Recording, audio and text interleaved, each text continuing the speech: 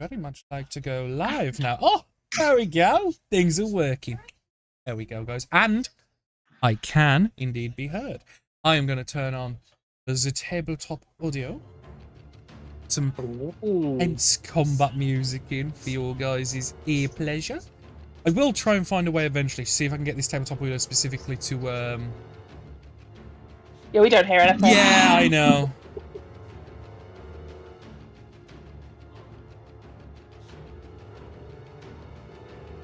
Give me a sec. So, we start here. Not on this map. I'm going to show you the map. I made it today. Please show me your ahs and oohs. Ooh. Obviously, I didn't put you guys exactly where you would have been, and obviously, please mind the Bone Claw token because it's about the closest thing to like the weapon arm that I could get. That because the problem is, it's a very bespoke thing that I've created in terms of this creature. It's without having art made. Carl, you're already on the map. You don't need to put yourself on there, bud. Oh.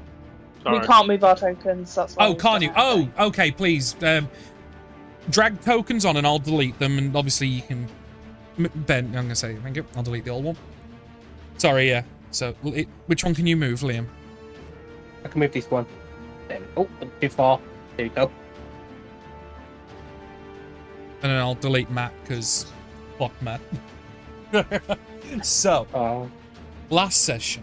Before we get into the situation you guys see in front of you, started with you guys approaching the Shockjade expedition, in which there was raids being occurred, boats had already landed, and there was some patrol vessels that had sought to stop you guys approaching the islands and interfering in their ways, but through clever uses of fireball and causing chain detonations with the volatile munitions they had on board, causing ungodly levels of chain detonations with alchemist fire, and opening whirlpools and splitting the ocean to the seabed, dropping ships over 200 feet to the floor of the ocean, and absolutely rocking their shit. I mean, they did get quite a few arrow fires onto the ship, and I believe you lost in total of 3 Ottos, but obviously you did reclaim parts of Ottos, and you used all of your powder and most of your shots, but some are still loaded in the cannons, that's fine.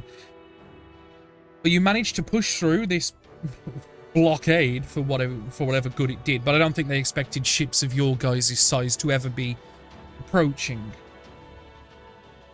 Pushed on, and you made landfall where you could see one vessel parked on the other side of the dock, which is what you can see there, much smaller, again, similar size to the other ones. This one looks a little bigger though, probably comparable to the Wade's Rest, but probably a tiny bit smaller.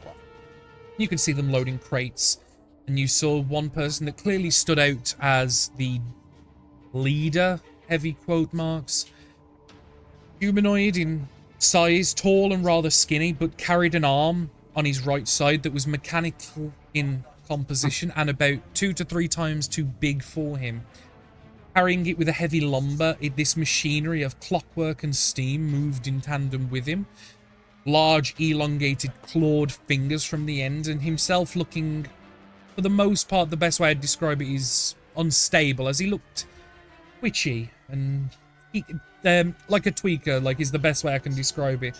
Kind of shifting on his feet, as obviously he's having to allow the arm to help move him, because essentially his center of gravity is not the greatest without the help of this arm, because the arm itself, you would probably assume, weighs probably about his own body weight and some. So it creates this lopsidedness where he's almost with his right arm walking gorilla-esque, almost, where he's having to kind of like push it onto the floor and like walk with it like an aid. He approached up the docks, seeing the new vessel pull up, and you guys quickly disembark. And as he went to begin speaking with you all, Josiah, you unleashed, I think it was just 1 arrow, wasn't it? Was it like a... 1 or 2. I think it was a 2. Yeah, it might have been a multi. And I think you missed on both, actually. Or you might have done... Let me check my notes. I don't have any damage written down. Let me double check. I think we had a high AC, so I think... Yeah. No, you did in fact miss. And I think we have to open up with initiative because at this point, the idea for talking is over. Don't roll yet, please. You can roll now. The time for talking is over as he went to speak with you guys and welcome you to the island. Shot had been made. Just to point out what you can see on the map, you have the leader here, which we am calling the SSSycho. The characters with the white backgrounds look to be purebloods, and then all of the other people look to be humanoid that are under the control of, you would assume, based on the information you very much know, he's resin. Ben, roll a d8, bud, so you can add it to your shit. Look above. I already did it. I did it as the first thing. Oh my god. Did you? You did? What? You did. 6? Proud of you. D8. What? No, you did. No, you rolled. He did. How? He rolled an Where? 11 Oh, and he at rolled the a top. 7. It's because he did it the other way round. I see what happened. Ah, Confused. it's good to look. I'm happy with my roll.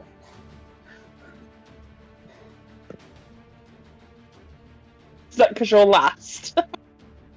Yes, I get to see what's going on, and then respond No, I get it. appropriately.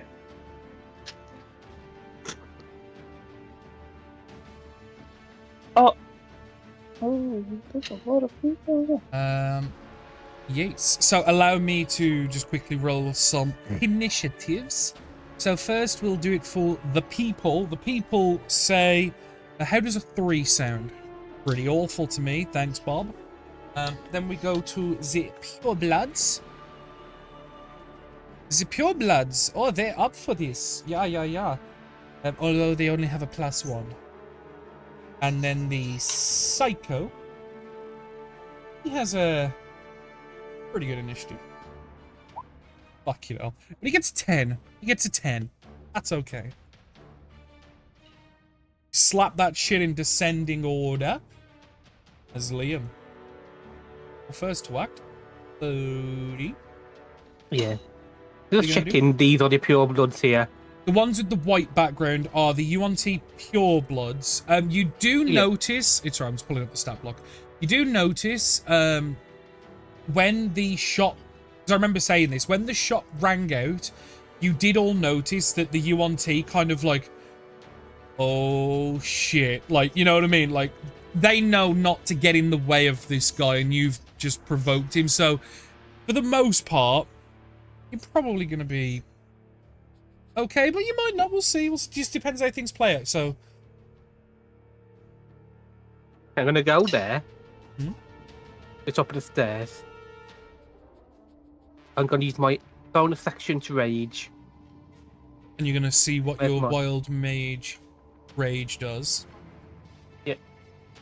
On this display. Oh, I got a 1. What does a 1 do? Shadowy tendrils lash around you. Each creature choice within 30 foot must succeed a constitution saving throw. Take 1d12 necrotic damage. What's the range? So I'm gonna 30 foot. Oh yeah. Each Is creature I choose and it's going to choose. you only choosing him, not like because you've got a person here that's 25. Yeah, they're at a range. Yeah, so you could include this person if you wanted, because that is a humanoid that you would assume is under resin control. It's up to you. I'll leave him for now. I'll just target. Fair this enough. boy. So it's a con save, right? Yeah. Okay. He has advantage. And his con save is this 23. He passes. For the second part, I still get 1d12 temporary hit points. Yeah, so he takes no damage, but you still get the other part. Ooh, 11. Ooh, that's actually pretty good. Mm. And considering you're potentially going to be halving a lot of what he does. To use my reaction, that's a... Well, if I hold an action... It is that's your his reaction, don't I? but you Okay. you haven't used an action. Yeah, so yeah, as a reaction, you can choose to hold an action. But no, wait, because hang on, I'm confused myself. No, You can hold an action, It- and It's if hold an action to use it, a reaction to yes, use it. Okay, that's or me to you do. can choose to say if you're holding an action to say dash, and someone goes past that would trigger an attack of opportunity. You can choose to cancel the held action and then use your reaction for that instead. But then you lose the held action. It's kind of like a. Do you see what I mean? But to Yeah. actually follow through on the held action, it's your reaction. Yeah. Okay. Do you wish to hold an That's action? no, that's in my turn then. Understood. Yeah, no, I confused myself and the way I was starting to explain it. That's why I had to stop and start again. So, the Purebloods. This one here on the ship is going to use its action to essentially command the people on the ship. And you would hear being spoken in Abyssal. So I think, Novara, you speak Abyssal, don't you? Yeah, I do. So you would hear the commands being spat out. Just get these things sorted away quickly. Then we can leave them for Cyrus. And he's gonna move to here, and you can start to see this person messing with the ropes that are like tied to the docks here by the anchor here. The Yuan-Ti top left, he's gonna move and start talking to these. This Yuan-Ti is just going to move over, and basically they're using their action as a command action on the people, not letting them to work autonomously. And then this last Yuan-Ti here is just going to cautiously hold a crossbow, and he's going to hold his action. So you do not know what the trigger is, but that is it. Benjamin? Mm-hmm. It is you, my friend. Now you're thinking I should focus on the boat or the big man?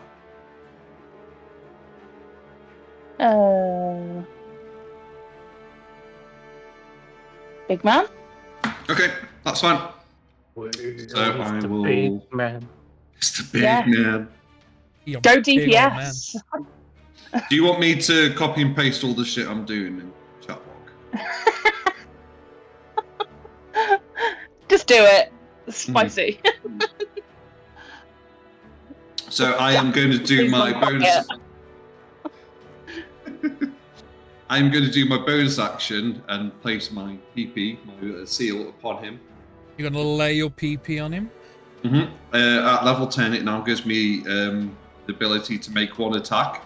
Okay. Also gives me advantage on all my attacks for this turn. Wow.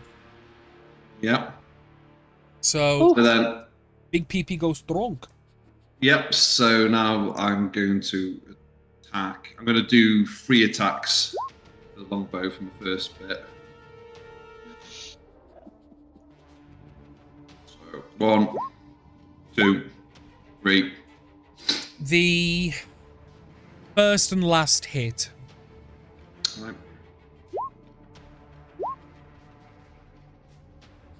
Okay. Okay.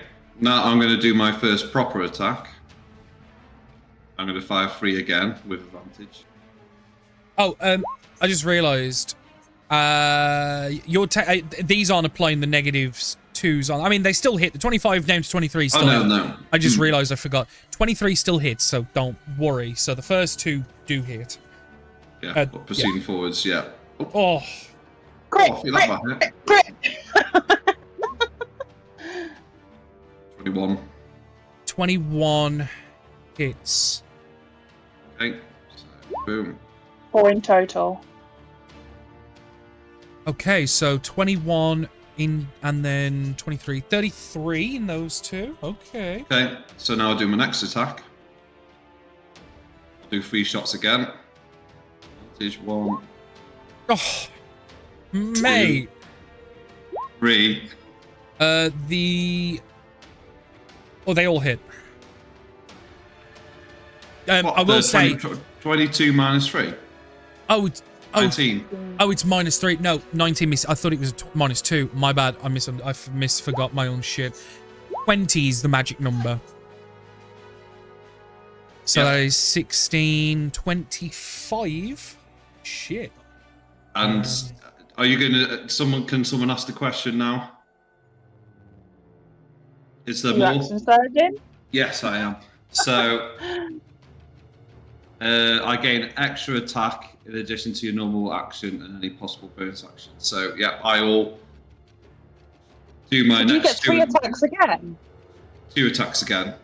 I got a bonus attack for, so I am going The PP. to, yeah. Now I'm going to do my 3 attacks with my next attack. 1, 2, 3, 2 hit. Do you want to save some for everybody else? That is... That is 106... yeah. Okay, last attack with my 3 shots. 1, 2, 3.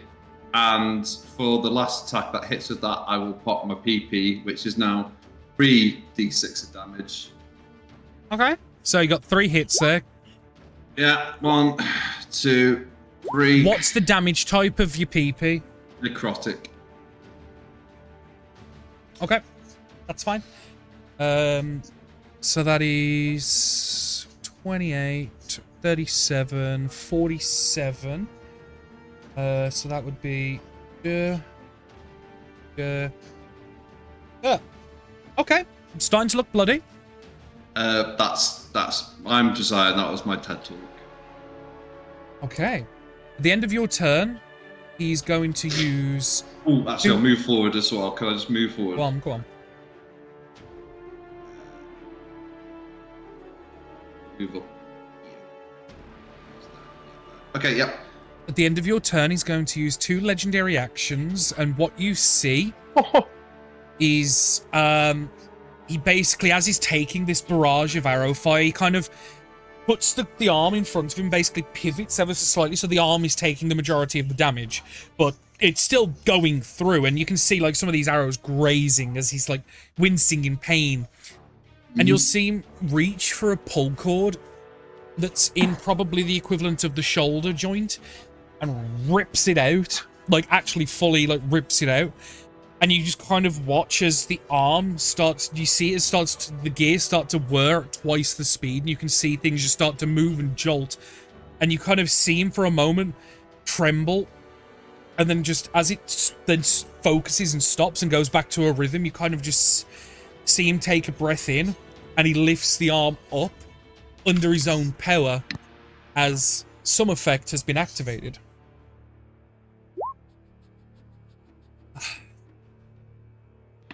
The second gear, kind of. But it is now Do we notice anything? his turn. Oh my god. I what? didn't see that. Until the thing triggers, I will not tell you what it does. So, Okay. he's going to begin his movement forward. I really wish we didn't have to end things this way, but that's fine. You... 5, 10, 15, 20, 25, 30, 35, 40. Danny, Yes. stop there. Move back 1. Sentinel. No, I've got something else now. Sentinel?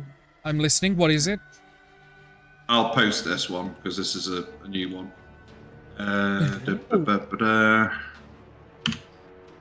9th long level. since we had combat. Well, I think I've just been saving some of this stuff up. Josiah's been phoning it in a little bit. I think, 'cause Okay, he hasn't so used- what have I got to make? Wisdom. What is my wisdom? It is that. I have advantage. Oh, Of course you do. 15? my That might be enough. proficiency- What prof is? So it's 8 plus 4, so that's 12 And what's your charisma modifier? plus 5. No, 4 plus 4. 16.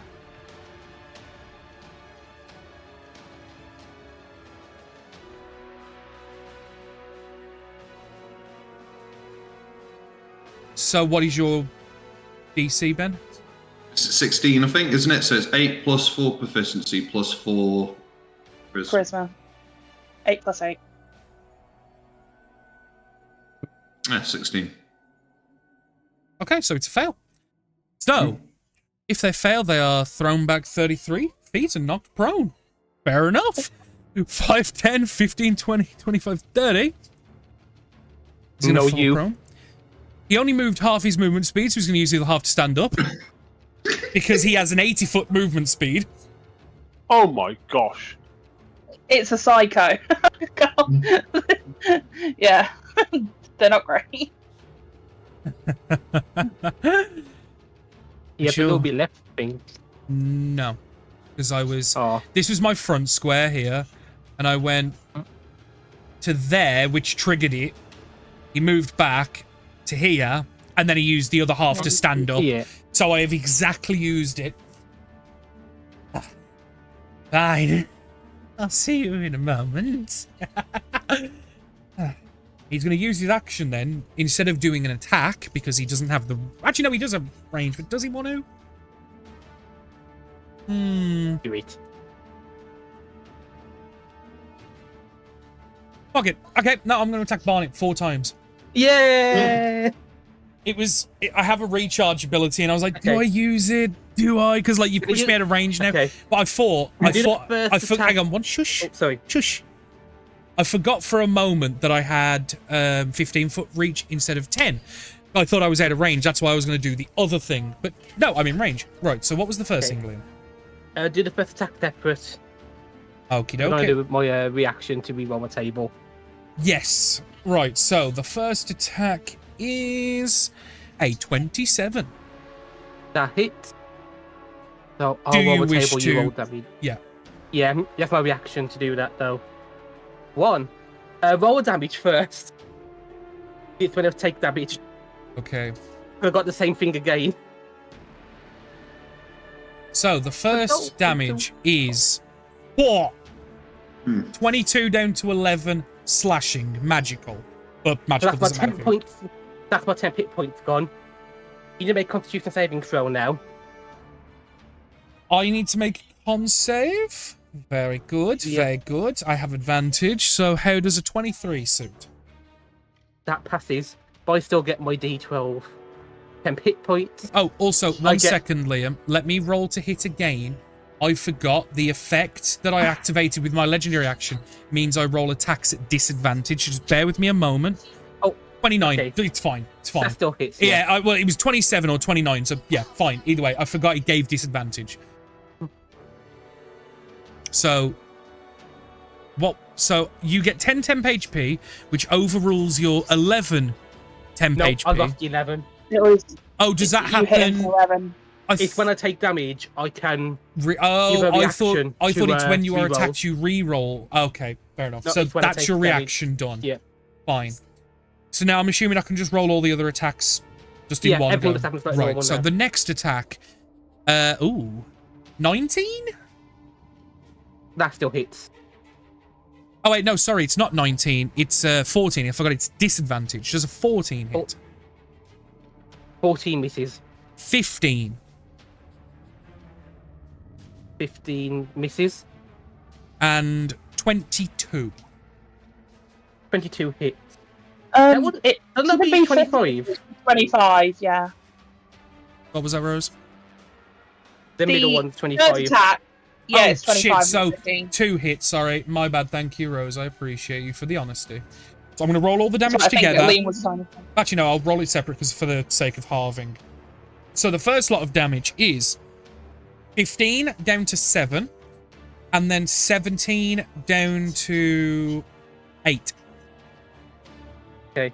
As basically you just see this creature's... I'm going to call it a creature because for as much as he is a human, it's monstrous. It's monstrous to look at this feature. So I'm just going to call it that for consistency's sake. As you see this arm just reach out, and just the first strike is just a scything sweep at the front of you. And you put your arms up and they just gouge across. You unleash your energy in as a reaction, and most of it is taken on the temp HP, thankfully, as you reactivate that temp HP through the same roll. Yeah.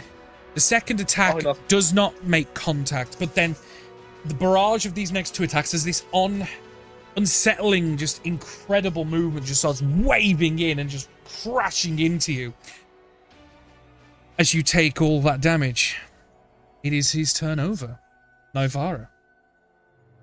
Cool. Naya will step forward, taking her pocket watch out and the staff, and I'm going to move just 5 foot this way for a second. Yeah. And then I'm going to cast through the staff, Cone of Cold over the boat. Oh, okay. I thought you was gonna be like, wait, Joe's iron, everyone's in the way. Oh, okay, over the boat. So you're gonna kill civilians. Yes. I understand. Where are you aiming it? Oh, okay, nice. It'll get 60 feet, so it'll get, I think, everybody, because it goes like that. Oh, 60 feet that way. Yes. For the whole boat. Yes, because angling is allowed, despite what some DMs say. Yeah, I know. Yeah, I know. It's a magical effect, and it can't go. It can go round corners. You can aim up, you can aim down, you can aim left, you can aim right. Yeah. Magic. Exactly. Right. So Constitution saving throw. the UNT has magical resistance, gets a fail or a pass, so they'll take the pass. I am not going to bother to roll for the other people. Because even if they passed, so the UNT that's on the boat, we're going to assign red. RYB is going to take 22 points of damage, and he's going to look severely fucking hurt. And all of the people that were under the privy, as they start like messing with sails and stuff and getting ready to move and locking down hatches of supplies, as you just sweep the deck. And these people that were probably from some simple villages with families and stuff, just... It's Mercy. Yeah. Mercy would be saving them with a restoration spell. But, you know, that's fine too. We know Naya's views on these things. I know. I know. You can't. I'm just rubbing the salt. I'm just rubbing the salt in the wounds for maybe an RP conversation later as you watch Nivara like unmercilessly kill civilians. Because while she understands the gravitas of the situation and I understand it, you guys probably not so much, or at least not yet. We'll see. And then I am going to. Oh, sorry. With the rest of my turn, if that's okay. I am going to tuck myself in just over here. So I went 5, 10, 15, 20, 25, and I'm just going to get down, like, sort of... Yeah, that barrel is there, mate. Over the barrel. That barrel was specifically placed along with other strategic barrels and crates for the use of cover. You are granted cover. So I would like to and yeah, like, stood up behind that barrel, it gives you about half cover. Because you're not the tallest person. No, I imagine she's like 5'3". Yeah, which is average for her, but compared to these barrels, like, no. Yeah, probably comes up to definitely at least your waist, if not just below the where the ribs begin. What's it called? Line. Empire. There we go. Cool. I couldn't remember the name. That's why I just said where the ribs begin. Waist. That's what I was trying to say. It's really hot. Fair enough. The people's turn. 4 of them are going to just be ice cubes on the ship. That's fine. Didn't I get before the... Oh, shit, yeah, I skipped you. My bad, G. Yeah, come on. You just don't want people to heal, do you? Fuck them. Actually, one thing I am going to do... Sorry, Carl, just to intervene.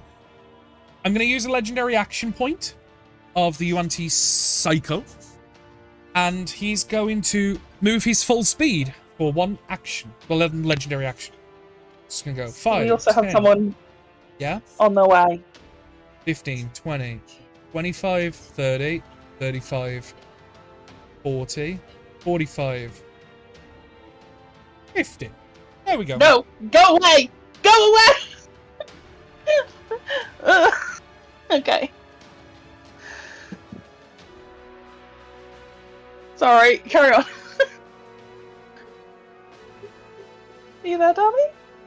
I'm here. I can't do anything. No? No, I was just shouting. Like, never mind. Carl, you may continue. It just might affect your turn, that's all. Yeah, it has. So Oh, sorry, I thought he was going to attack. there. Went away. How's people looking health-wise? Not too bad. I think it was I'm actually... bloodied. I think it was actually Niles who took the majority of the damage, Yeah. and the Ottos. I know Nivara took some. Barnet, you were pretty much okay, and I think, Josiah, you were unhurt, right? Or was you barely I'm a hurt? wizard. I took a few hits. Right, okay. On me, so I think anywhere your healing would be welcome right now. I think all of us have taken damage. No, actually, prioritise other people who've only lost 10 H. I didn't click anything, something just popped up. No, it wasn't me. Oh, it's people talking. It's. Oh, okay. I'm just going through my spells at the moment. I am bloody. So that's a bonus action, but I'm gonna... Yeah, I'm gonna do that. I'll do mass healing word. Get off. I don't know why I've got an update and it's like completely froze my laptop. I do apologise. Oh, I hate when that happens. Cast that on. Everything's just going so slow now and it's annoying the hell out of me. The computer literally says no. It is literally, I'm trying to scroll, I've refreshed. That is absolutely terrible. Every little helps. I'm going to cast that for Navarra, then she's bloody. Oh, we all get that within 30 feet if it's massive. Yeah. I'm just trying to get 60. Up to 6 creatures my choice within range, regain hit points equal to 2d4 plus that. So yeah. So any of my 14. colleagues, any of my colleagues within 60 feet can get some healing. I think that sounds pretty good. That is very good. And while I refresh my page, because it's just I don't know what the hell's going on. So that was a bonus action, but I'm going to leave that at that because I think I'm in a good position and I'm trying to move forward. And I'm going to refresh this. There you go. I'll let you move on to your people now. Okay. I didn't fall asleep in the heat. I'm sorry. End of Vlad's turn. The SSSycho is going to use another legendary point to do Sweeping Swing. The UNT makes a sweeping claw, hitting every creature within 10 feet. And typical. those affected must make a dexterity saving throw. So that would include Nivara, Josiah, and Vladimir. I knew I shouldn't have gone there. So dex saving throw. Please. I should have stayed in bed. I'm so sorry, by the way. Can we add Niles in at the beginning of the next turn? I think I've just failed there. Yeah. Yep. Okay. Just waiting on Vlad. All of you fail. And all of you are knocked prone. Beautiful. Okay. That's it. It was deadlier, but I toned it back. Yeah. While you're doing that, I'm logging back out and logging back in because I don't know what the hell's going on. That's fine, Right, bud. What we'll do is when we get to the bottom of the turn order, Matt, you will have you'll join wherever your initiative lies. So once we get to the last initiative in the order, which is the people, we will pause for a moment and allow our dear friend to join. So, the people are going to spend their actions packing up crates, and then they are going to use their movement actions. This one here is going to go 5, 10, 15. Actually, no. 5, 10.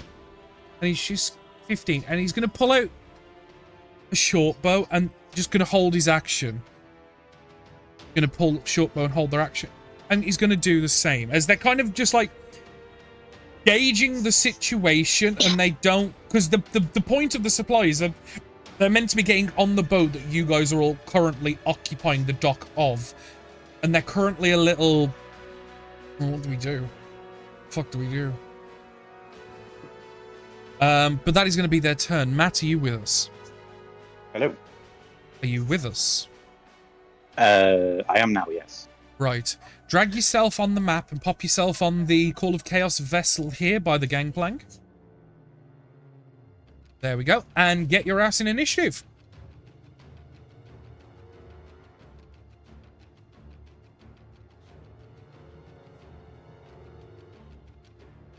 Pretty good. Okay. Yeah. I just got to re-descend in order it, that's all. There we go. Barnett, you're first, as you've just saw, as he's basically done this quick step on the boards of the plank, span around, and with just a low sweep of the large metal arm, has just basically swept the feet from under people. Yeah, it's gonna go. Whee! He's a large creature, right? Yeah. Yes, large. So I'm 2 sizes smaller. I can just. Yeah, you it can. through? Yeah. Whee! And then I'm going to recklessly attack him. Ooh, sneaky little cheat. Just to double check, your weapon, is it magical? Yes. Right, it's alright, because obviously, shocker, creatures at this stage in D&D most often have resistance. Fucking hell, it was a loud pop. Most often have resistance to non-magical. Yeah, plus 1 battle axe. 24. A 24 does indeed hit. Have I got rage damage turned on? No, I do not. That's another. So it's 14 level, plus. Where's my rage damage? So I'm thinking it's +2 or +3 at this point. I think it's plus +3. Yeah. Yeah, hold on. I remember a on vodka. setting. And then second attack. Oh. Hits. And then that's going to be 11 damage. Is that adding? Yeah, it did. Okay. Yeah, That was just a really bad Yeah. roll. Understood. And that's my turn done. Ooh. Tasty. Right. Matt, just to give you a quick update as to what happened. Obviously, we ended last session with the opening of combat where Josiah jumped the gun, shot the arrow before the stereotypical bad guy, good guys have the back and forth monologue. You know how it be. So combat was off the rip. This creature took, I think, like 6 attacks hit off Josiah. Took a fair whack of damage. It activated an ability with 2 legendary actions that you do not know the effects of just yet. It moved up. It got blown backwards by an effect of Josiah's and got knocked prone, but it managed to stand up with the rest of its movement, which it has 80 feet of movement. It made 4 claw attacks against Barnett, and Nivara cast Cone of Cold, killing 4 civilians on a ship that were 90% likely under the influence of resin. Right. It is. I just wanted to give you a quick synopsis of how the combat has gone on the basics, just so you can make an educated guess. There are plenty of other people and UNT purebloods on the land that are like holding crossbows and shortbows, and they're kind of holding their action because last session you guys saw that they tend to stay away from this Psycho as much as possible. Cyrus was the name that only you heard mentioned in Abyssal, but you haven't told anyone that yet. That's above table talk. What else have I missed? Yeah. Oh yeah. Obviously, the Bone Claw token is Cyrus. You've got the ones with the white outline, they're purebloods, and then the other people tokens outside of the party are people, just normal-ass people with basic weaponry and armor. Right. I'm just giving you all the information, so at least you kind of have an idea of what you may want to do on your turn. I'm going to duck down there, kind of semi-take cover. I will be bonus action hiding. In a moment, yeah. Well, yeah. I'm going to shoot with short bow, I think. Just at the big one. At the big one. Is your short bow magical? It is a +1, so yes. Then it will be, yep. 13, nowhere near. These guys have found out that the magic number is 20. Right. Okay. Yeah, it's what do you expect? It's got unnatural dexterity. I've got a +8 on shooting, and I never hit anything. It's got unnatural dexterity and a huge fuck off metal arm as armor. What do you expect? It's just the dice hates me. Yeah. Bonus action hide. Dice ain't the only one, bud. Cover. Want me to roll stealth? Yeah, please, yeah. Yeah. Because obviously it'll go off the passive perceptions. Okay. Well, that I can do. You are hidden as far as you can tell. Yorblood's turn. The one on the ship, obviously under the effects of the Cone of Cold, will shout back in Abyssal to those on the land. We need to help. These creatures have no intent of being precise. And will produce a weapon. Looks to be a scimitar. And will go 5, 10, 15, jumping over the corpse there. 15, 20. And he's going to make an attack down at you, Vlad, who is currently prone, so it will be at advantage. I doubt a 13 hits. Without Carl's say so, I'm going to assume because he has heavy armor. Sorry, I thought I was missed. Yes, I missed.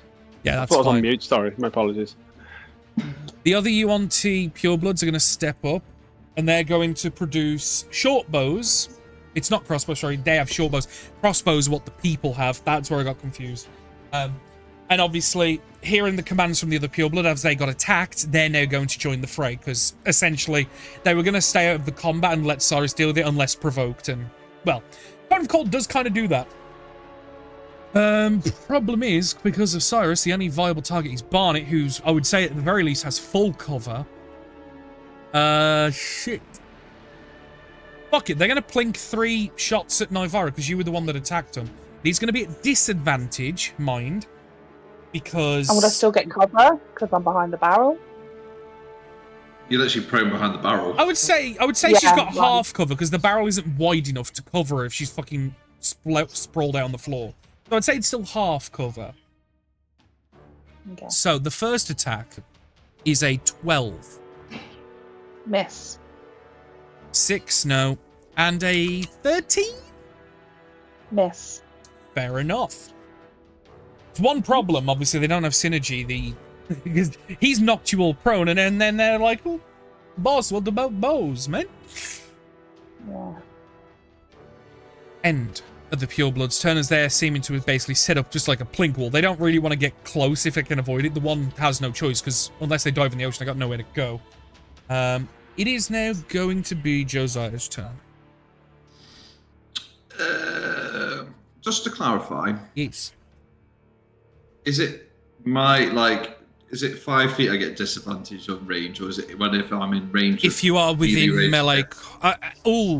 I've got to check. Is it if you are within melee range, or if you are within melee range of someone that has reach as well? Yeah. Anybody. No, It's if you get disadvantage on ranged attacks if you're in melee with anybody who's not an ally. So someone that has reach, even if he's not in melee range, like next to him, would still impose the disadvantage. Is that right? What you're saying? No, you have to be within 5 feet. Sorry, okay, you have to be within 5 feet. You're fine then, Ben. enemy. I trust that. You're fine. Because I was going to say, I understood the logic. It would make sense because obviously they have the ability to harass you while making a range attack. But if it's within 5 feet only, that's fine. I'll double check, but yeah. Please, yeah. It's one of them weird rule clashes that you don't see happen because not many creatures have reach, do they? No. Within 5 feet of a hostile. Okay, that's fine. So Ben, you don't have disadvantage. But you have disadvantage currently because you are prone. Well, I will stand up. Yes, I think that's a good idea. And then I will use another PP. Oh, yeah, well then. I'll get another advantage attack. Shoots. I'll do 3 shots again. 3. The 22 to 19 misses, but the other 2 hit. So that is 30 damage. Then he'll shoot 2 more times. Oh, no, we'll do his next proper attack. 3 attacks. 2, 3. All 3 hit, Oh man. my god. That's 4 crits. So that is 16, 31, 40 damage. Okay, and then I'll do my last attack. 1, 2, 3. How do you get 3 attack actions each turn? Just how? It's the bow. No. Bonus action. I do my hell seal. Right. At 10th level. The bonus action used to place a seal on it now grants you a weapon attack against the creature you place. Oh, so you get a bonus weapon attack. Yeah. And the 3 attacks, remember, is 1 attack action because he's taking a penalty to hit to get the extra shots. Sound. All 3 of those hit. Yeah. It's synergizing. Yeah. So technically, he's getting 9 shots off with a -3, which for a -3 overall, when you got +11, it's not a bad trade-off. And you could go further, I believe. Yeah, well, you used your rapier, so I think it's up. Is it up to 5 you could do at a time? I put the limiters. I meant longbow, but we know that. Yeah. So you got 3 more hits, 1 more crit. So you've done 5 crits this combat so far. That is disgusting. Me and you are gonna have to have words about fudging dice rolls, mister. On the crit, my PP goes off. So that'll max the dice. Yeah. 3d6. 3d6. So that's another 18 plus 8. So that is 26. 26. 33, 43, 47, 57, 65. Did you plus another 18 on it for the 3d6? Yeah. That's what I added first. Oh. It's still up. Oh yeah, I'll explain why in a moment. Oh, he's got the fucking, when he goes to 0, At the minute, since he pulled that ripcord out of his arm, I have not been saying you have dealt damage to it. I will explain in a moment. Because the effect persists until a certain duration. Are you done? Yes. Ivara, what would you like to do? So, sorry, quick question, because I is very observant and all that kind of stuff. Is it looking like none of our attacks, no matter what, are landing on this creature? Oh, no, or is they it are looking like very much not landing. taking any damage? They are very much landing, but they're almost having the opposite effect at the moment. What does that mean? Oh, healing. We need to hug and kiss. When he pulled that ripcord out, something changed, and ever since then, it looks like you are doing the opposite of dealing damage. Okay, now I will shout out, stop attacking him. He's healing from our attacks. Also, do I have any... that was in character, I didn't say that's it in character, fine, but blah, blah, blah. Yeah. Secondarily, have I ever heard of this before? Like, do I know what this effect is? And do I know how long it lasts or any information about it? Make a history check. We'll Being see. from the same We'll see. Yeah, generation? no. Yeah. You are the only person who would have a chance to know. That was really good for a second. 13. You've probably heard vague reports of people unloading, like with like last-ditch attempts, major like explosives and stuff. And you've probably heard of like people, creatures, monsters. You've never known what they were because the reports were vague because the people didn't probably return. Yeah, most likely. But you are aware of that there are abilities and effects in play that can trigger that damage taken can be augmented in such a way that it is the same effect as healing. Okay, so yeah, Naya will shout, stop attacking, he is healing from our attacks. Do I know how to prevent it from happening? Like, does anyone say that they found a magical off switch, or is it just... No, because by the time people realised what was happening, they were probably dead at that point. Okay, cool. Because I would imagine these reports, the reason why you have these reports, even though the people are dead, is because of things like message and, like, sending and stuff. I would imagine it would be like, we just blew the bomb on this guy, we dropped a building on this guy, and then cuts out, do you know what I mean? That type of, like, thing. Yeah. Where someone's probably back at base listening on the, like, in their ear, and then it's like, they're gone. Do you know what I mean? Yeah. Oh, I can really do with having 2 actions right now. You haven't used an action yet. I will give you that as a bonus action, the studying, like, as in thinking, like, and then passing that information. Damn it, okay.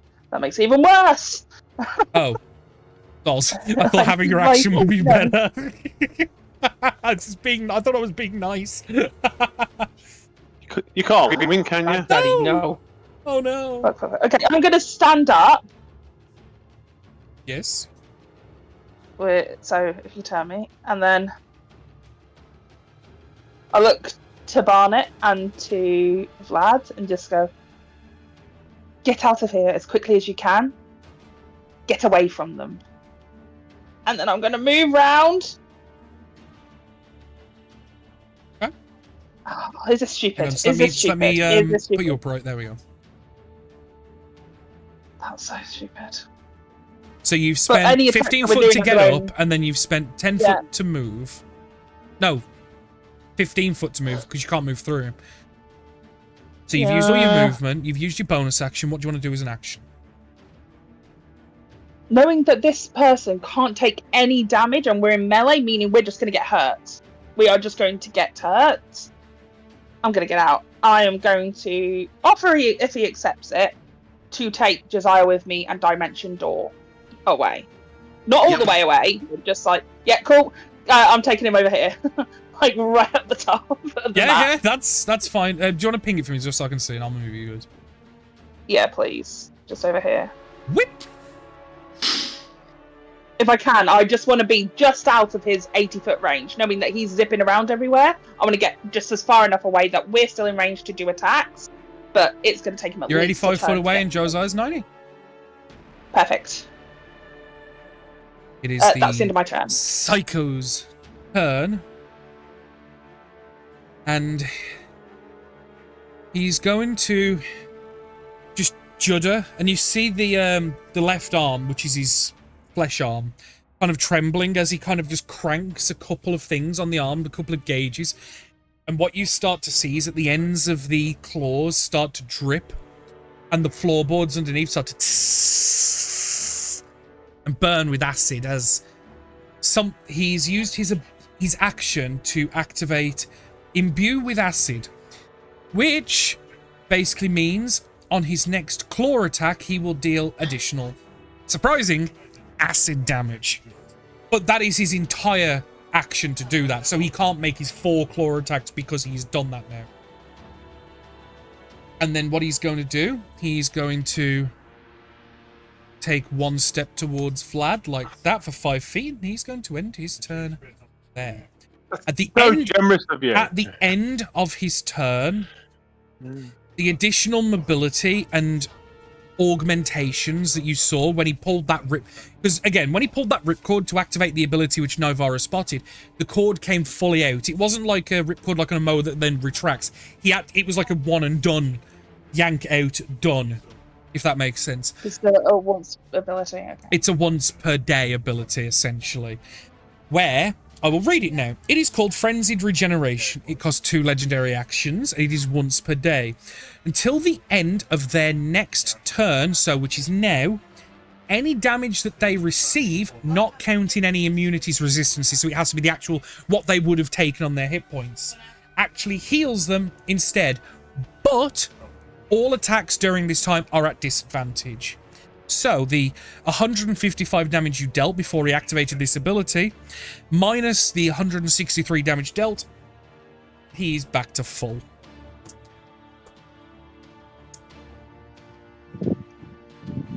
So, as you just kind of see this invigoration as all at once, all the accumulated damage, because essentially the damage wasn't healing as you were doing the attacks, it was basically you hit, nothing happened, and then all of this regenerativeness is happening all at once, if that makes sense.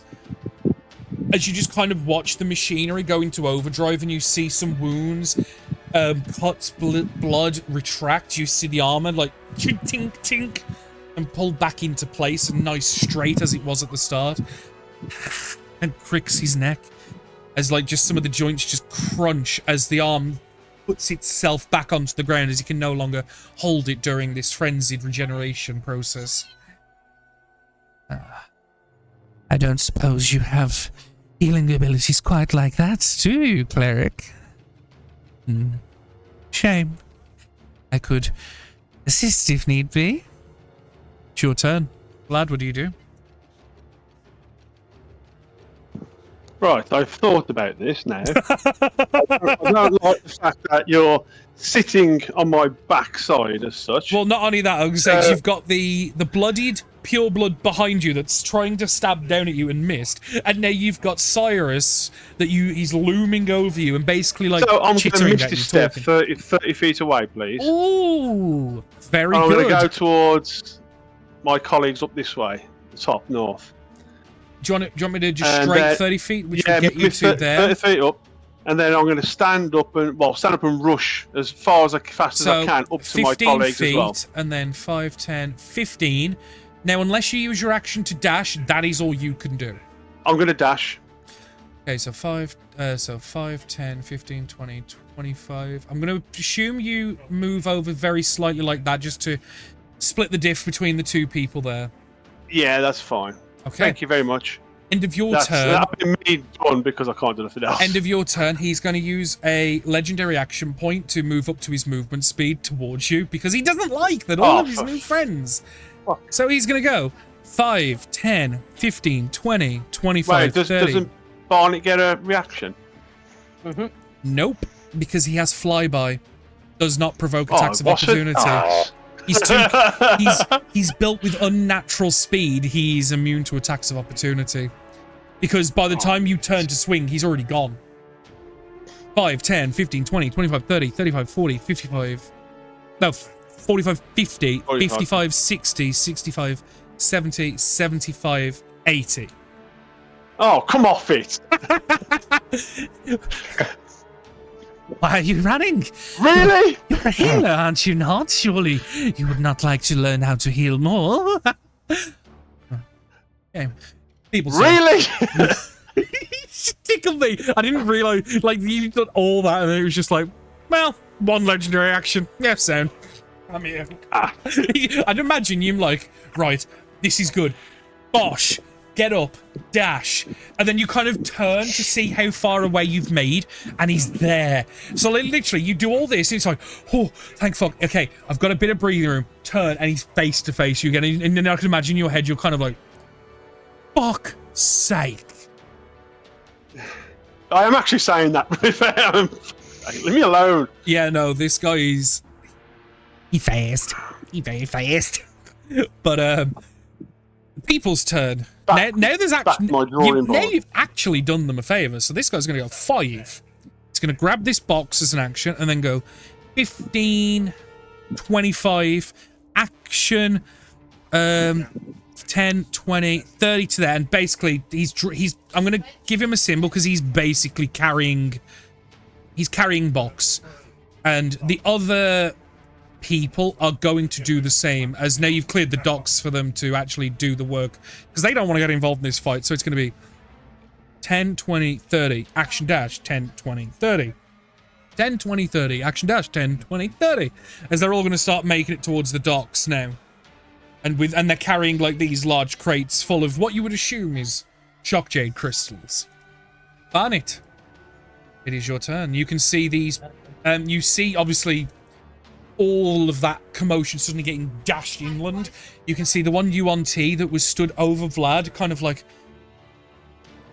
And then you can see 3 civilians, armed and armoured, carrying large boxes now, coming to the ship, their ship, and you can hear them shouting at each other. Right, let's get these boxes on. We need to go now. Okay. They seemingly have no interest in fighting you guys. This is why I'm saying armored civilians, because they, unless directly attacked, they have no interest in fighting you guys. They have 0 fight. They don't want to fight you guys. They are trying to flee. Was she attacked there, though? No, the Pureblood did, because she was attacked by Nivara. They weren't going to attack until she Cone of Colded, and then she said... Right, these guys are attacking us. Get them. She made initially, I mean, actually, you wouldn't know this, but Nivara did. She made the command to get everyone on the boat, leave Cyrus to it. Yeah. But you don't know that because it was made in Abyss.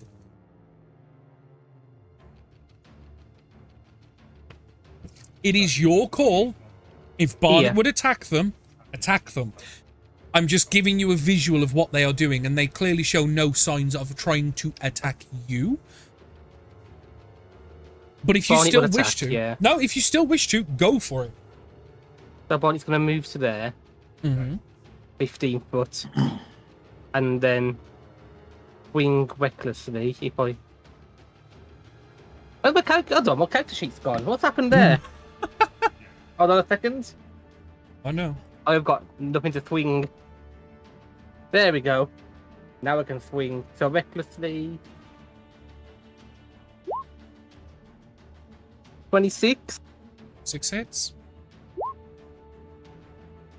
15 damage. Oh, she's not looking good. She is looking very hurt. And then second attack.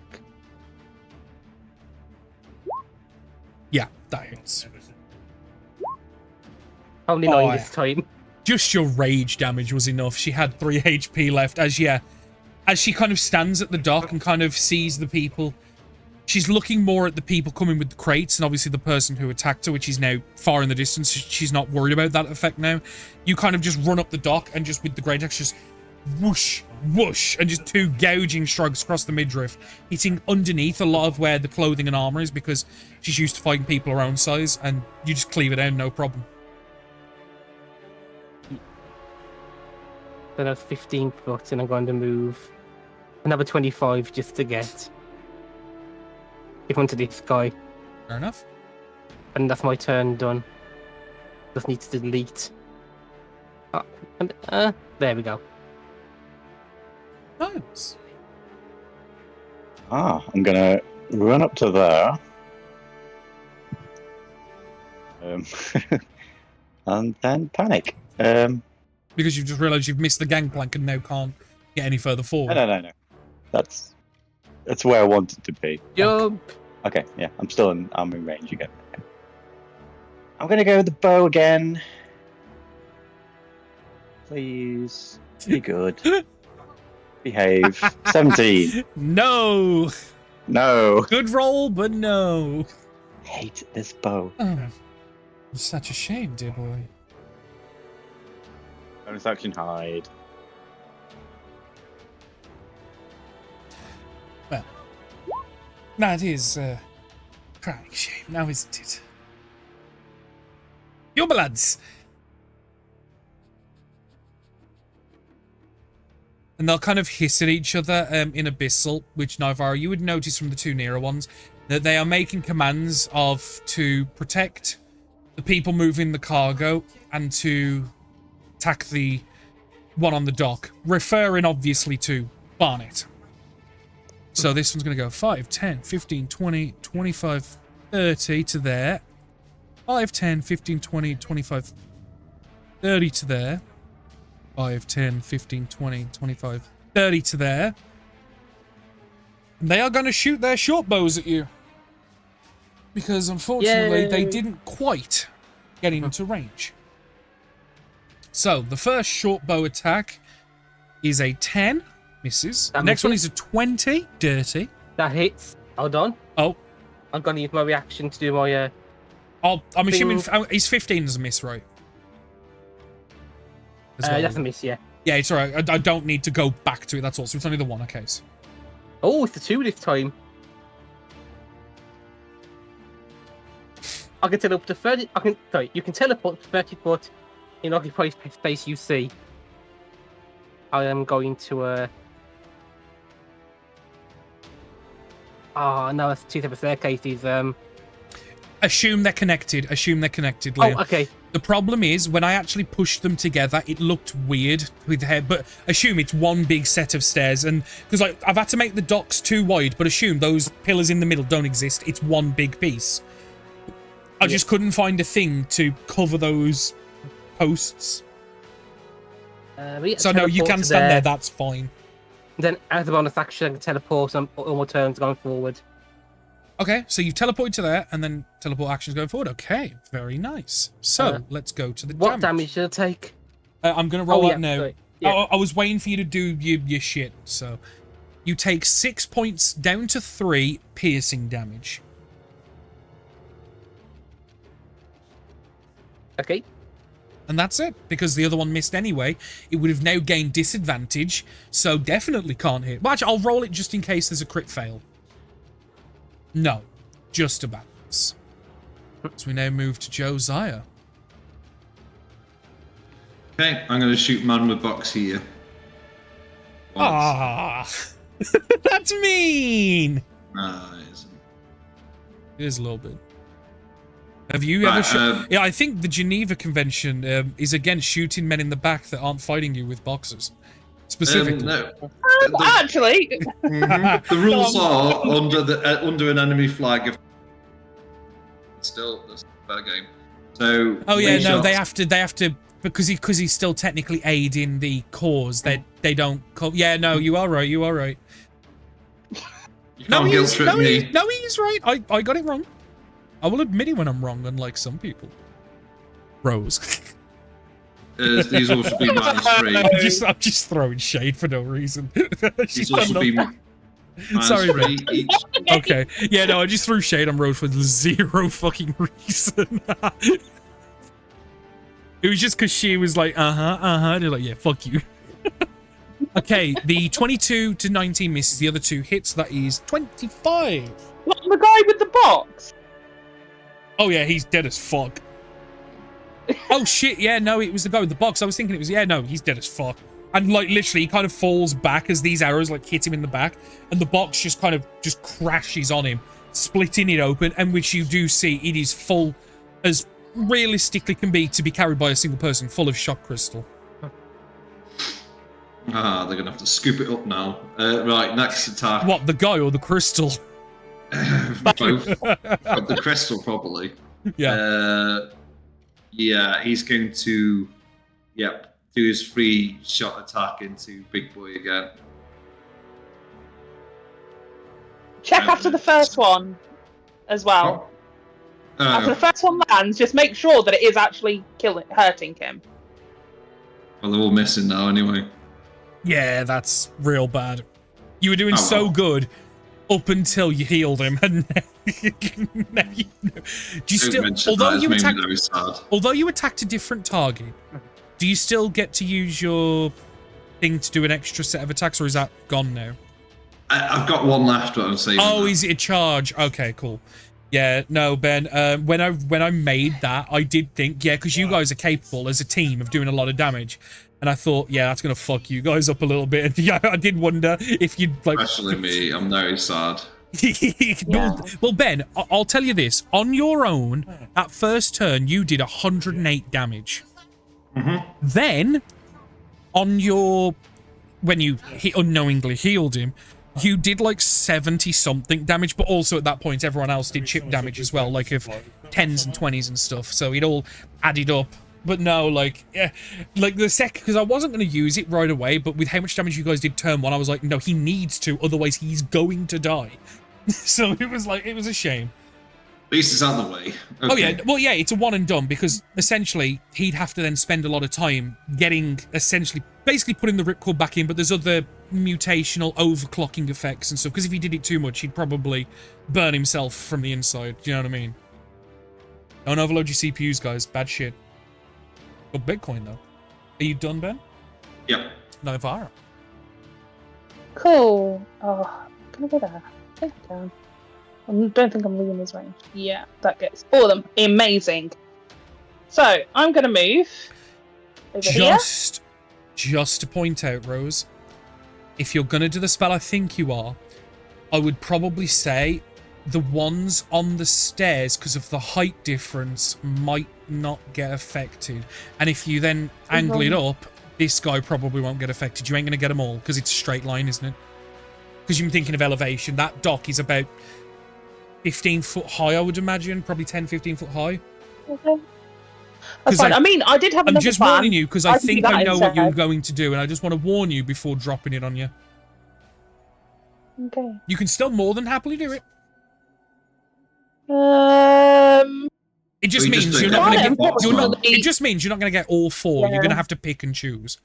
Just sacrifice one box man, get the other two. And I the think big that's it. one. Yeah, because and if you then sacrifice hopefully hitting someone this else will one, pick I would it. say if you angle it up enough, because this guy's tall enough that you could hit Cyrus, the pureblood, and the guy at the top of the stairs, realistically.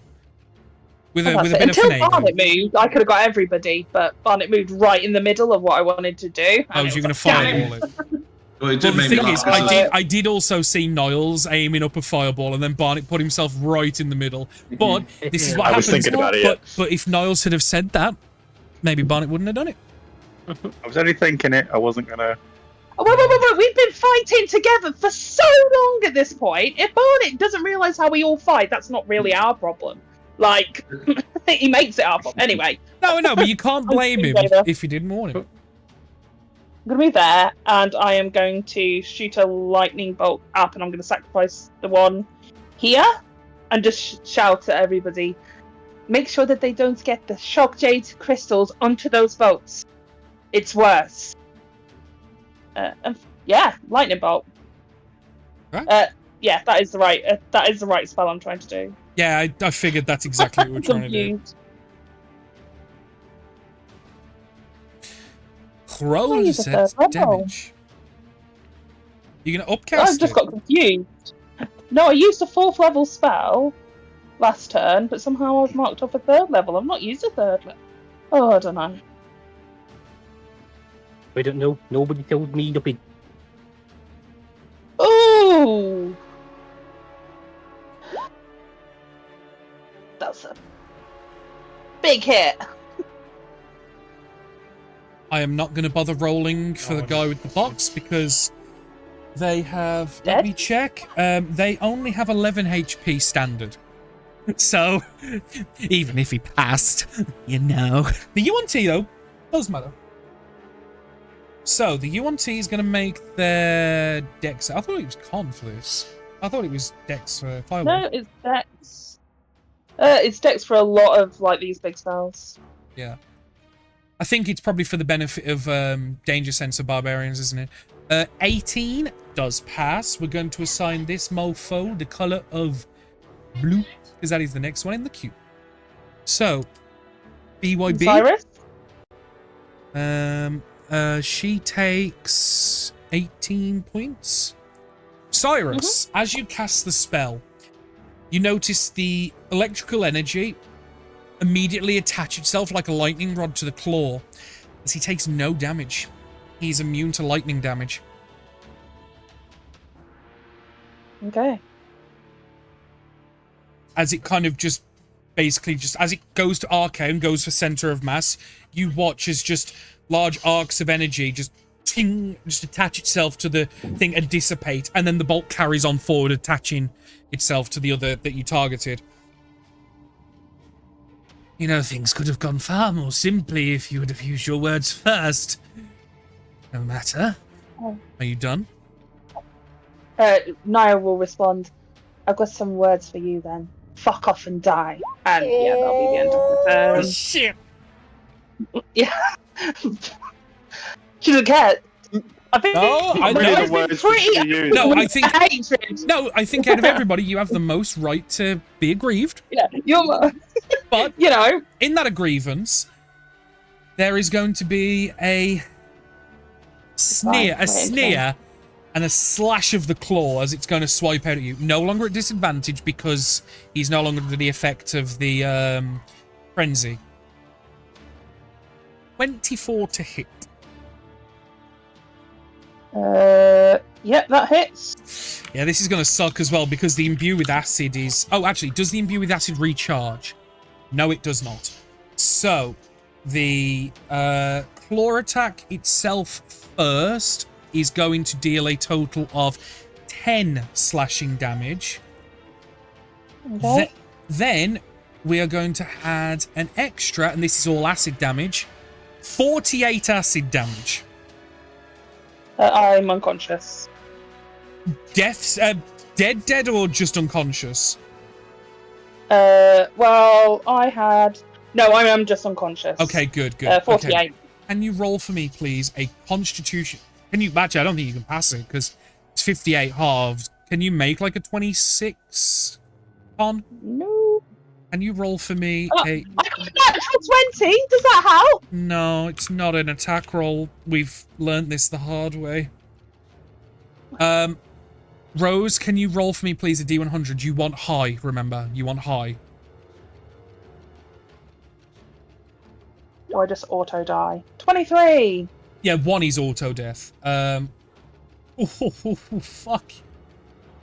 Oh, shit. It's a really bad one.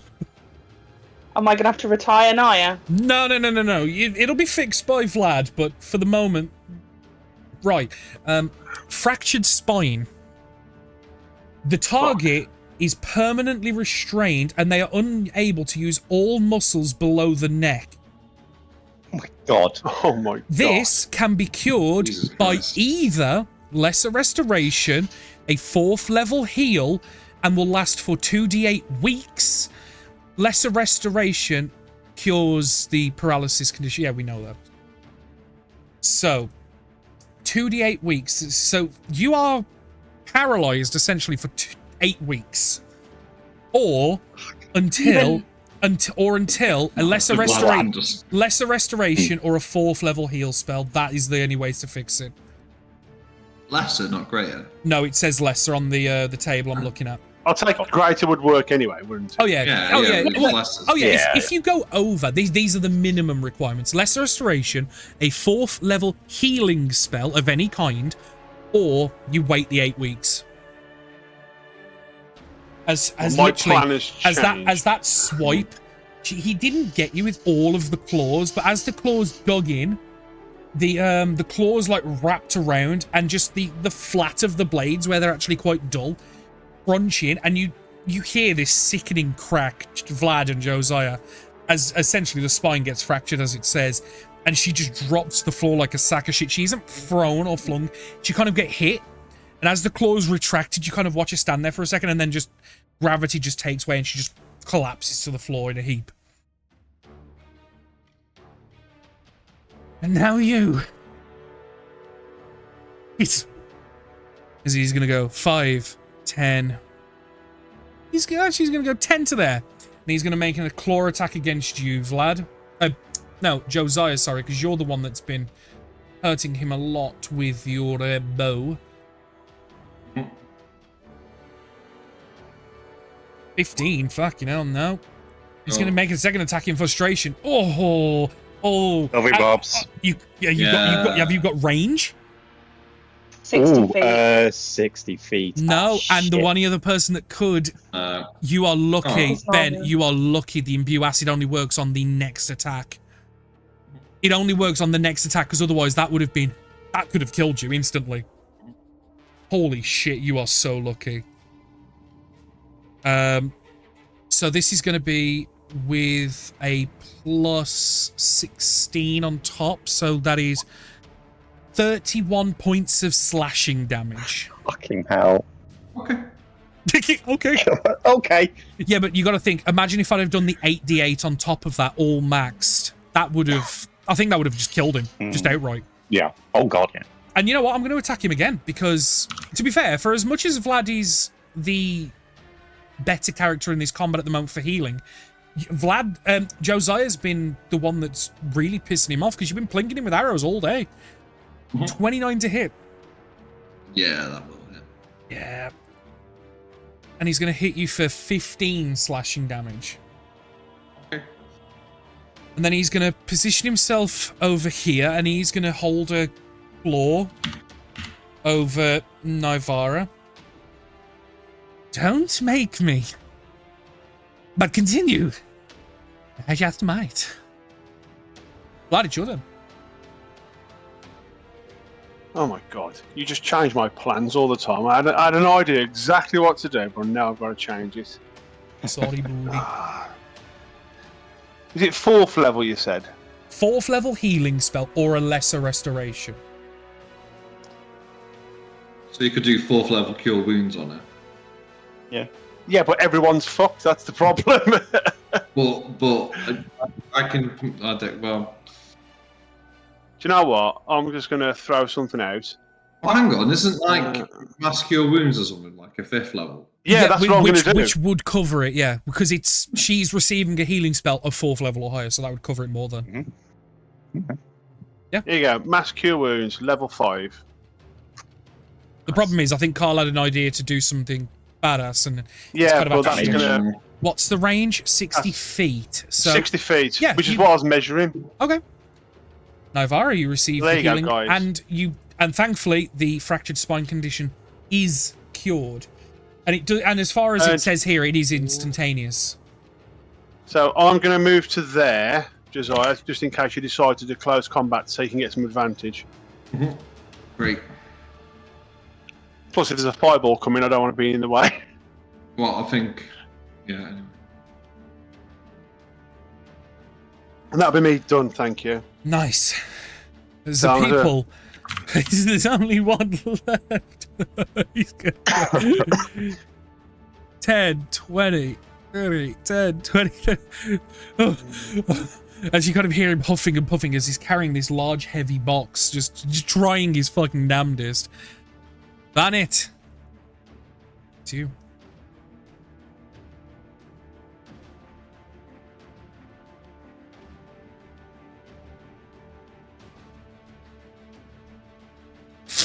Liam, you're muted. I'm gonna teleport to here. That's your bonus action, yeah. Yeah, my rage makes me teleporty now. Perfect. Then I'm going to move to there and give him 2 smacks spectacularly. Yeah? You don't have to. Technically, I would say he does, because Nivara's only just waking up from unconsciousness. Okay, She's a little stun-locked. A 20 is just what you need. Exact. Okay, 16 damage. Then second attack. 26 hits, yeah? 26. 15 So, damage. 31 damage all in? Yeah. Not bad, as you just kind of, as he's kind of like semi-leaning just to like hold the claw of Nivara's threat. And obviously Nivara, I'll get to you in a minute, because I'd imagine that sight of the barbed acidic claws over you is going to be quite not great. I might make you make a wisdom save, honestly. We'll see how I feel. And you just take 2 heavy cleaves. Locked in right now. Yeah, because I would imagine it would freak you the fuck out.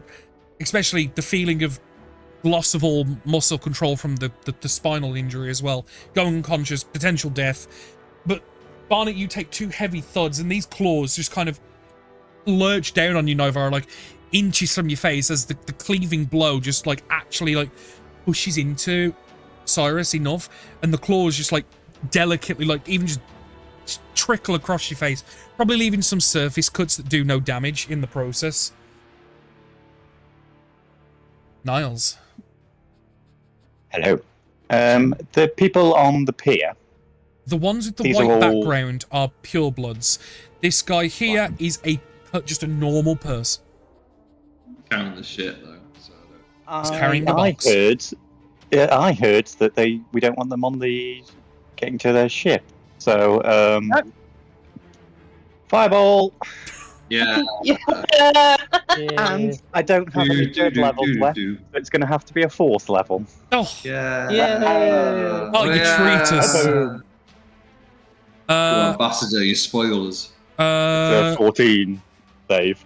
Well, the one that, 15 saves. the blue one that took damage, even if passed, couldn't live. Dead anyway. The bandit, Nice. Okay. even if passed, can't live. The other 2 have a chance, so we're going to roll them. They have advantage because of magical resistance, and it is a dex save.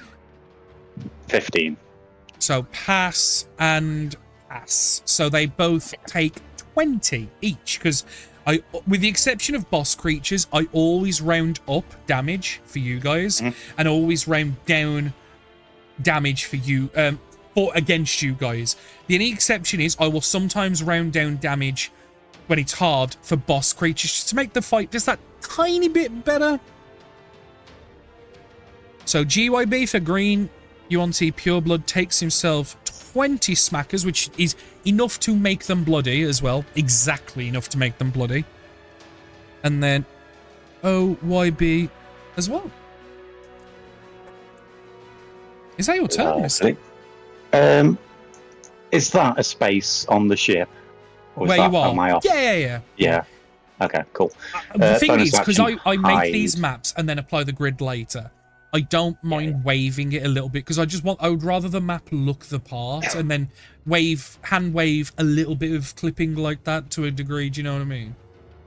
Because bonus action hide. Yeah, because with when the you're crit, dealing I'm with invisible. Oh yeah, because the problem is with non-square entities like these ships and stuff, it's impossible when you're right up against the edge like that to have it perfectly work all the time. So I just kind of have to hand wave it to a degree. There's not much I can do. Cool. Pureblood's turn. They know you're on the ship. Obviously, at the minute they don't know. Somewhere. They don't know where on the ship.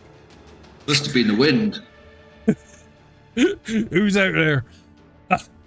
Must have been the wind. Anyway, 5, 10, 15, 20, 25, 30. 5, 10, 15, 20, 25, 30. As they are going to start boarding your ship with the intent of finding the source of the explosions, given their box luggers are dead.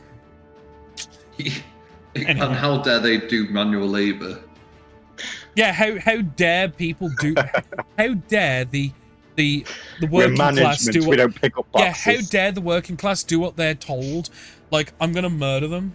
Sound good guy party, a union busters. We know this. We got time for class consciousness later. Like, that's a luxury. Fair enough. That's a luxury outside the apocalypse. Buddy. What? How can I switch to rapier? Is that a bonus action? Within reason. Because to desummon your ring, I believe I made it a bonus action to do. If you read it. Yeah. I will allow you to produce the rapier for free. If you tried to switch multiple weapons in a turn, the only way I would allow it is if you dropped the weapon, but I allow one weapon switch for free. The bow is an exception because you specifically have to desummon it. It's basically like concentration, command, whatever. But if it was just a normal bow, I would allow you to shoulder it, do you know what I mean, for free. Stab. 21 hits. And it is a +1, yeah, so nice. Stab again.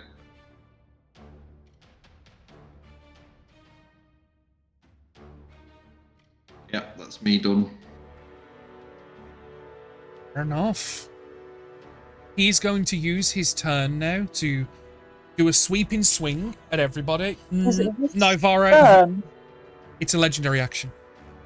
Oh, okay. Sorry, you said it was. You are already prone, Rose, so you are immune to this effect. But can everybody within 10 feet, which is all of you guys, make me a dexterity saving throw as he's going to do his sweeping swing for 1 legendary action point? I'm getting feet coming, don't I? Yeah. No. Josiah, you are immune. Vlad, you are allergic to standing. And Barnet, you pass as well, so both of you are fine.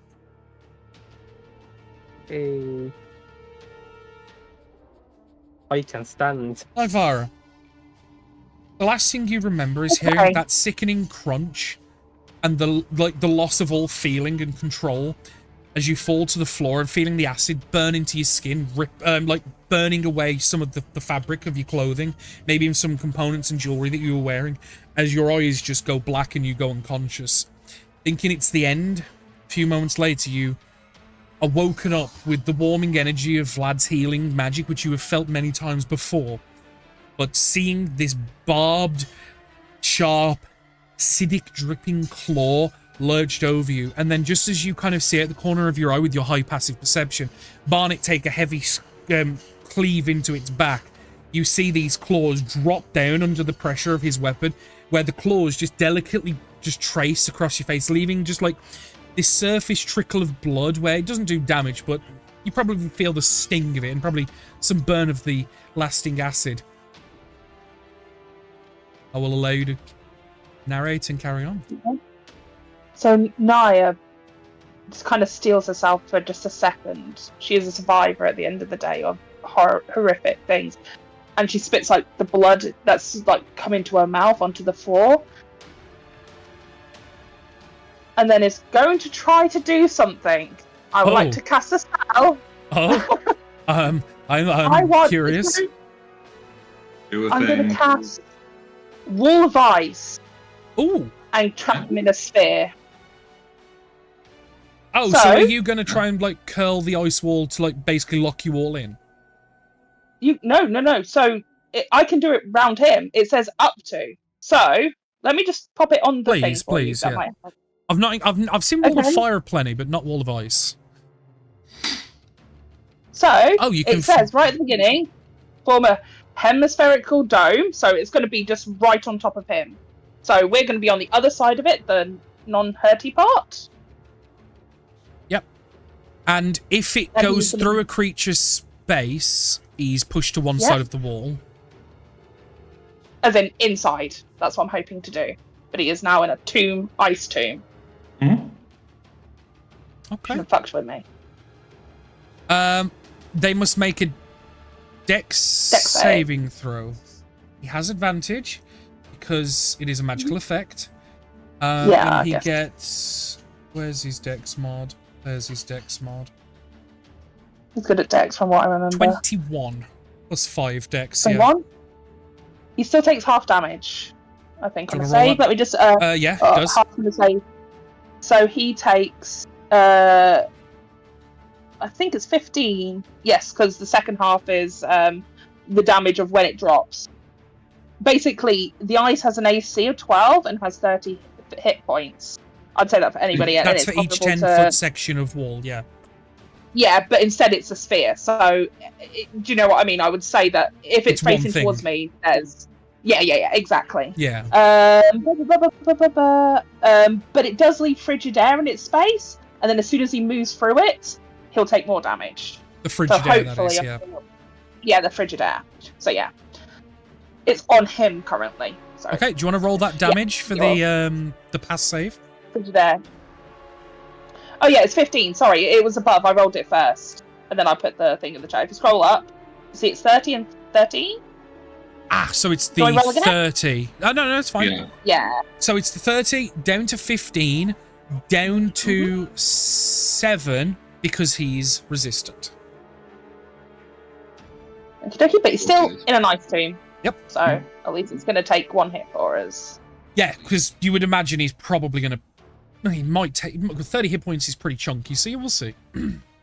Yeah, so I stand up also, if that's okay. I guess so. Yeah. So that was probably shit, but never mind.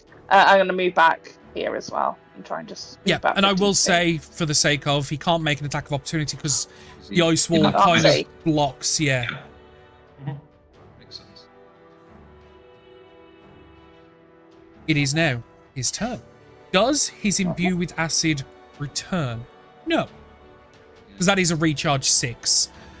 Yeah, I think it's a recharge 6 only, yeah. It's not like a breath weapon for dragons like 5, 6. It's no, it's 6 only. But the thing is, it takes his entire action to activate it. So basically, he has to waste an entire turn to activate it. But I think the damage makes up for it, so that's why I did it how I did it.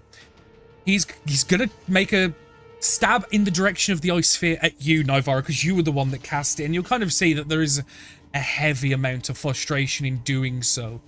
That he's now having to do this and waste his time. Because he makes a hit, and then he's going to roll the damage, which is 2d8 plus 6. And it's still up. He's going to have to roll it again, and it hits. And he's going to do it again? Fucking hell. Okay. And it hits, and he breaks. You've tanked 3 of his attacks, yeah.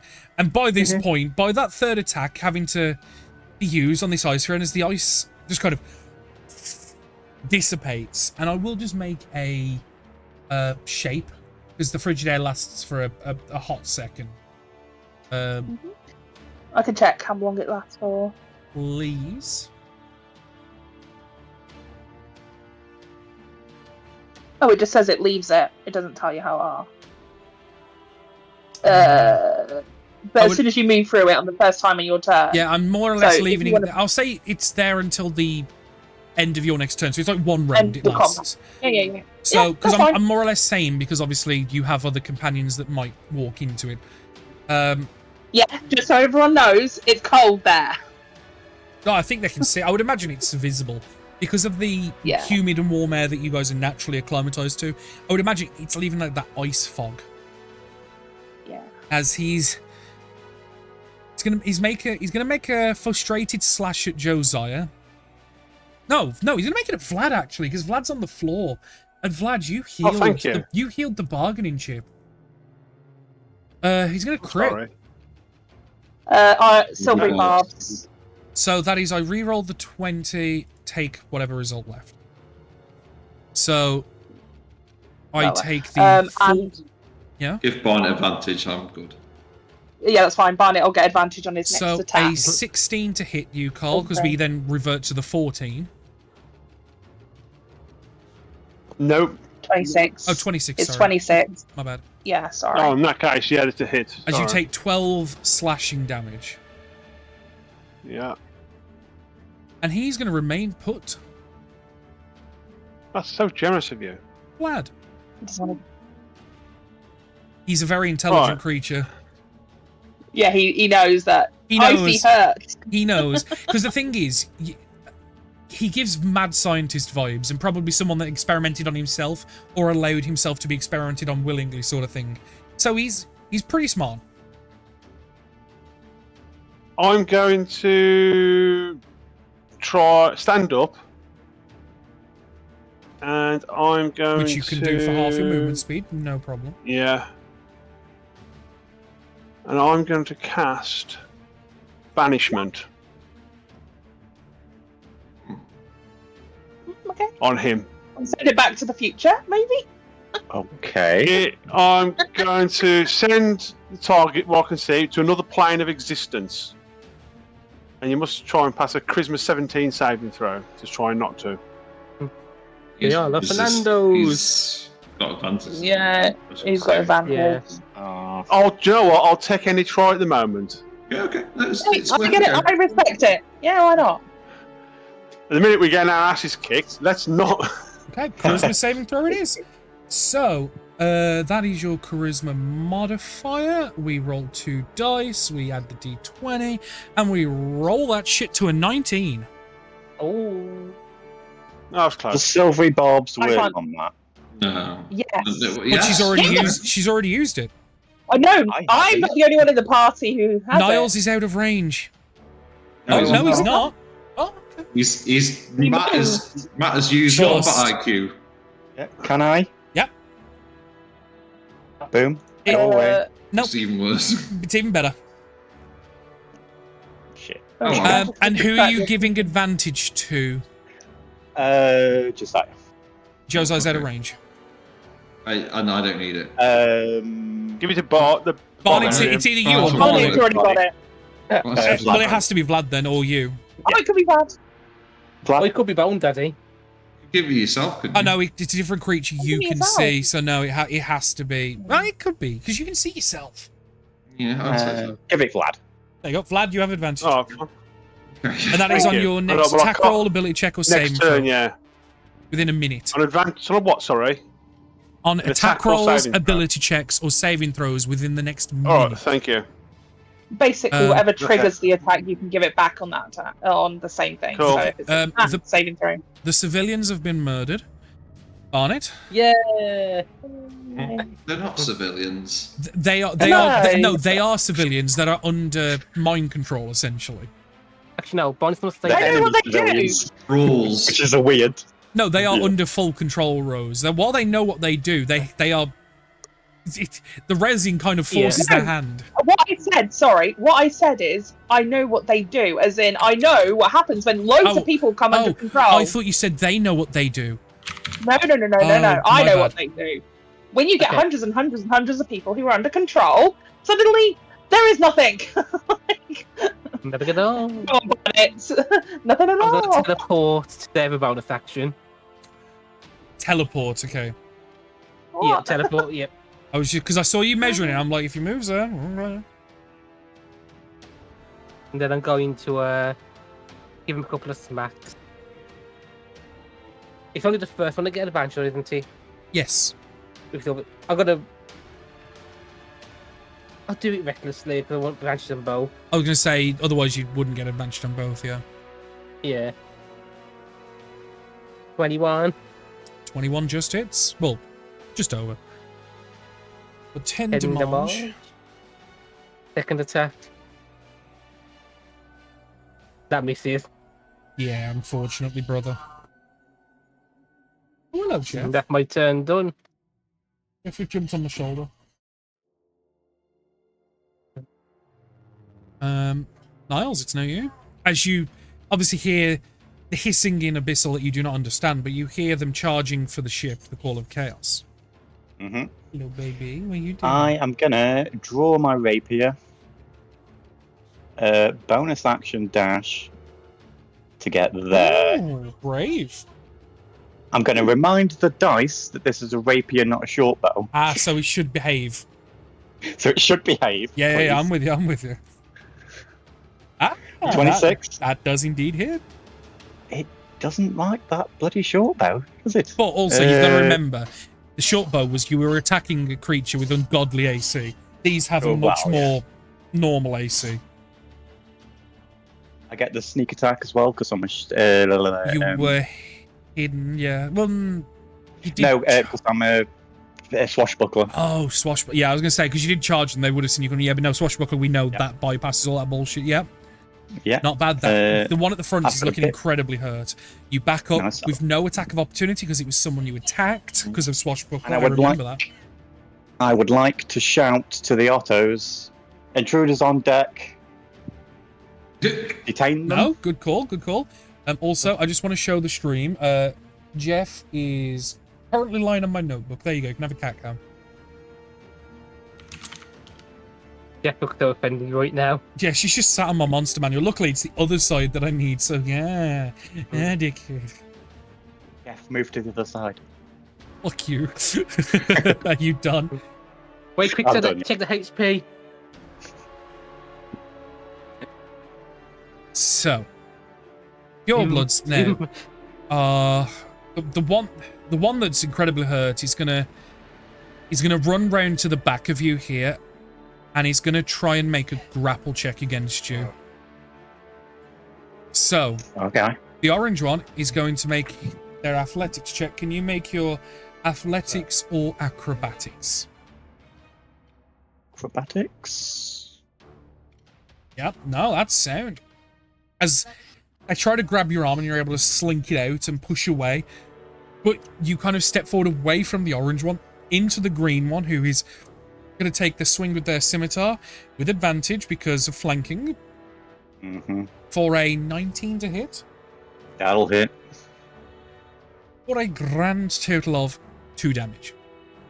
Yes. I think I can take 2 damage. Ah, I'm sure you could, bud. Sure you could. End of their turn. The...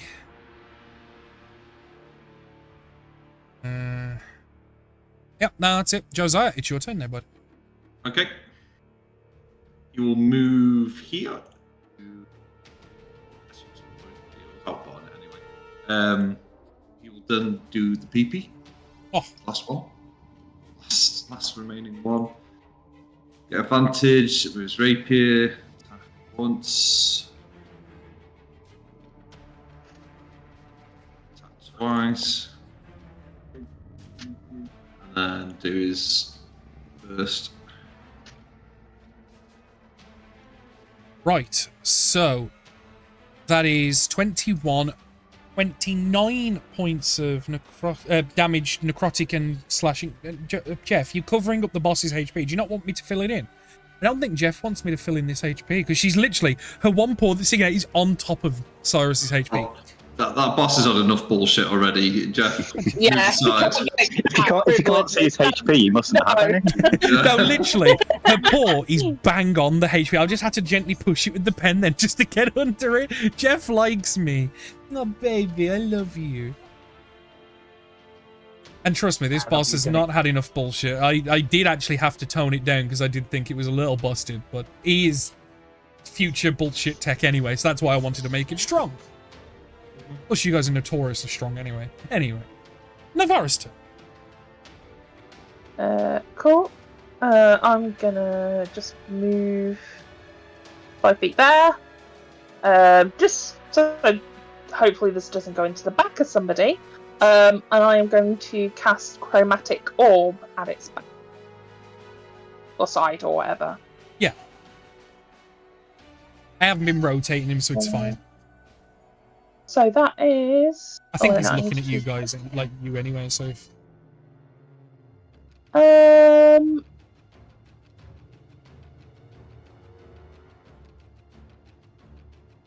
Let's try thunder damage. Let's roll to hit first. It just asked me what type of one I want to. Ooh! Does a 28 hit? It does indeed. What damage type are you using? Thunder. Very good. 17 points of damage. Takes the lot. Doesn't all... It all goes amazing. It's lightning he's immune to. Thunder, no. That's what I was thinking, and I was like, "Oh, acid, no." The logic was no. because of the mechanicals. You know what I mean? It was short circuited it. That's why I went to go and use lightning because I thought fair. It's a fair thought. Based on the other future tech that we've seen, in in the temple with that thing where she cast shocking grasp into the thing and it collapsed because it was mechanical. No, I was using the same principle basically. No, I think it's fair logic. It's bang on logic. Hello, baby girl. Is that the end of your turn? Yeah. I preemptively deleted the cold because of, obviously, we said to the end of your turn, and now it is the Psycho's turn. Does his acid turn? No. Hey, fuck you, Ben. Fuck you. Fuck you too. Fuck you twice. Fuck you, buddy. Could you do that in your own time? Important fight now. The problem is, Cyrus is spoiled for choice on who to attack here because, with the exception to Barney, who's kind of just been like a nuisance, everyone else he's got a genuine grievance to in this combat for different reasons. Oh, I haven't even touched him. No, but it's what you've been doing to your teammates that he doesn't like. He didn't like that you healed his bargaining chip. He was going to basically use Nivara as like a hostage. Because he could have killed her outright, but he purposely didn't because he wanted to be like, hey, surrender or else. Do you know what I mean? But then you kind of just went, fuck your surrender, healer. No, he's going to fake his first strike at... No, you are dangerous and he knows that. So he's going to go 5, 10, 15, 20. Attack of opportunity? No, attacks of opportunity. He has flyby. He's immune to attacks of opportunity. It's just it's what the ability was called, but it basically I used a stat block generator, and what I had to do was I had to apply the abilities that I wanted, and I forgot to change some of the names. The one that makes him not provoke attacks of opportunity is flyby. Is the name of the ability. That was just my bad. I would have renamed it to like unnatural speed or whatever. He's going to attack you. Roll 16 is a miss. Oh wow. Oh yeah, you've got mage armor up still, haven't you? Mm-hmm. He's gonna have to attack you again then. 29. Yep.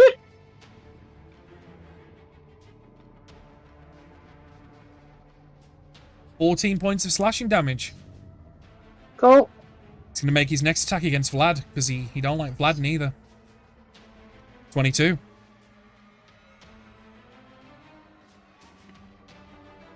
I'm assuming a 22 hits. No, I'm going to shield. Oh, you sneaky monkey. All right. If I can find where it is on my list. There it is.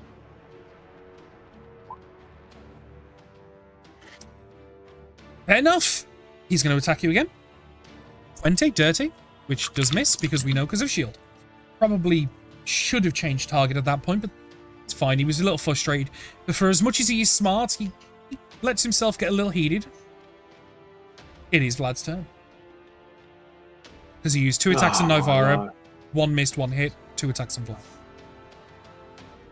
Vlad. In that case, as everything seems to be failing at this moment in time, I'm going to look at something different. I need some firepower.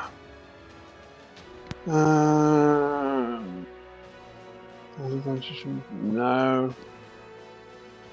I'm going to try an offensive. I'm going to bless. You bless? I'm going to bless Navara. Up to Brimstone 3 and creatures Africa. of your choice within range. You could do it to all 3 of them. Go for it. I'll do that for all of them. Assuming you're doing it at basic level, but I don't think you... Yeah, you ain't got the range to get Niles in anyway. So yeah, both Nivara, Barnet, and Josiah all will get the effect of Bless. So you will add a D4 to attack rolls and saving throws for 1 minute or until I hit him and make him drop concentration. And I'm going to stand this side so Barney gets an advantage and try to take some of the beef off Navara. Yep, that's fine. End of your turn? Yes, please. Okie dokie. Barnet, now your turn. I'm just gonna move up to there, going to attack. Easy enough. And I've got. Oh no! I didn't want to do that. There we go. Nat 20. Come on, kill it. It's got to be close. You've done, including the heal damage, you've done a lot of damage. The heal damage doesn't count because you've took it off. 32 damage. No, I know, but I'm just saying, across the combat, you guys have done a lot of damage is all I'm saying. 32. Oh, yeah, because you have a brutal critical, which is an extra D12. So 32 plus 1D12. And this isn't maxed because this is an effect only given through criticals. Yeah, but you also have Slasher, if you keep on forgetting I have. So I'm going to do a critical hit. Deal slashing damage. Until the start of my next turn, it is advantage in all attack rolls. Oh, you do? We get advantage. No, he gets How disadvantage. moist is the critical? Pretty moist, actually. I always forget I have Slasher. I always forget I'm just remembering Crusher, which is the other way. So, 32 damage plus a D12, Liam. It's in there. No, it's not. Oh, no, it is. Hold on. Oh, shit, no, it is. You're right. Oh, wait, this is all added up wrong, then.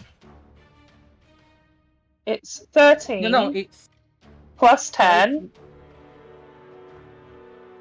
Plus 10. Oh. Yeah, because you got 12 normal damage. Oh, sorry, it's laid out really weird. Yeah, I'm looking now. Hang on. Yeah. Okay. Yep, I see. It's alright. It was just how it displayed that information confused the fuck out of me trying to read it because it was just showing numbers that weren't necessary. Just give me the end totals. I don't need to see the math. It wasn't you. That was the app. And then disadvantage on his next attacks. All of them. Until the end of my next turn. Good. Okay. Advantage. Sound. And then I get a 21. It's just a 13 damage this time. And that is my turn done. What? Niles? Yes. First of all, have any Ottos showed up to assist? You can hear a commotion downstairs, but considering they were currently in maintenance mode of the weapon platforms downstairs, they had to cease what they were doing and, you know. Okay. I'm still alone. Which one did I stab first? Was it orange? Orange is very fucking hurt. Very fucking hurt. Yeah. I'm gonna use my rapier on orange. Just double check for me because I can't remember. The swashbuckler ability only pops if you've only got one enemy within range, if I remember right. I believe so. Just double check that for me, 'cause that's what I think it is, but I don't remember. You do not need advantage on attack rolls to use sneak attack against a creature if you are within 5 feet of it. No other creatures within 5 feet of you. Yeah, so I don't get sneak. You won't get your sneak. You could move, take an attack of opportunity, or bonus action disengage. Yeah. Bonus action disengage as well. Yeah. No. Good show. 25 to hit. Are you just staying where you are? Okay. 25 does hit. Yeah.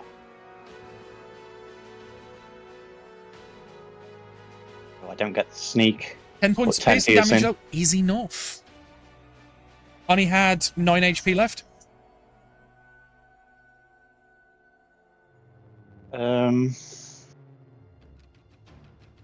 I'll move. Yeah, I'm going to move. Bonus action, disengage. Yeah, because he would get... The one that's there would get an attack of opportunity against you because you didn't attack it. 5, 10, 15, 20, 25. I'm going to go away, but I'm not hiding because I've disengaged. Well, there's no way you could hide on the deck, really, anyway. Oh, yeah. Or maybe behind the mast, but the mast isn't wide enough. Yeah, it's just, if he wants me, he's got to come get me. In terms of the realism aspect, yeah, no. Which, it is their turn. I'm going to make just an intelligence check. I just want to... Because you very obviously called for aid. His partner in crime is dead. No, he's going to fucking go for you. So he's going to just go to there. He's going to make... Fuck. He's going to do a poison spray on you, actually. What? It's part of the UMT's repertoire that they have the ability to, at will, cast the spell Poison Spray because of their poison glands. Spitting at me. Essentially, yeah. Spitting poison mist that you think like Tajiri from wrestling. So, can you make for me a Constitution saving throw DC 12? Save. There we go. You do. And thankfully, because he is only a cantrip, yeah, nothing happens. Okay. Josiah, we go back to you now at the top. Dookie. Gonna run, backstab, play happy, go.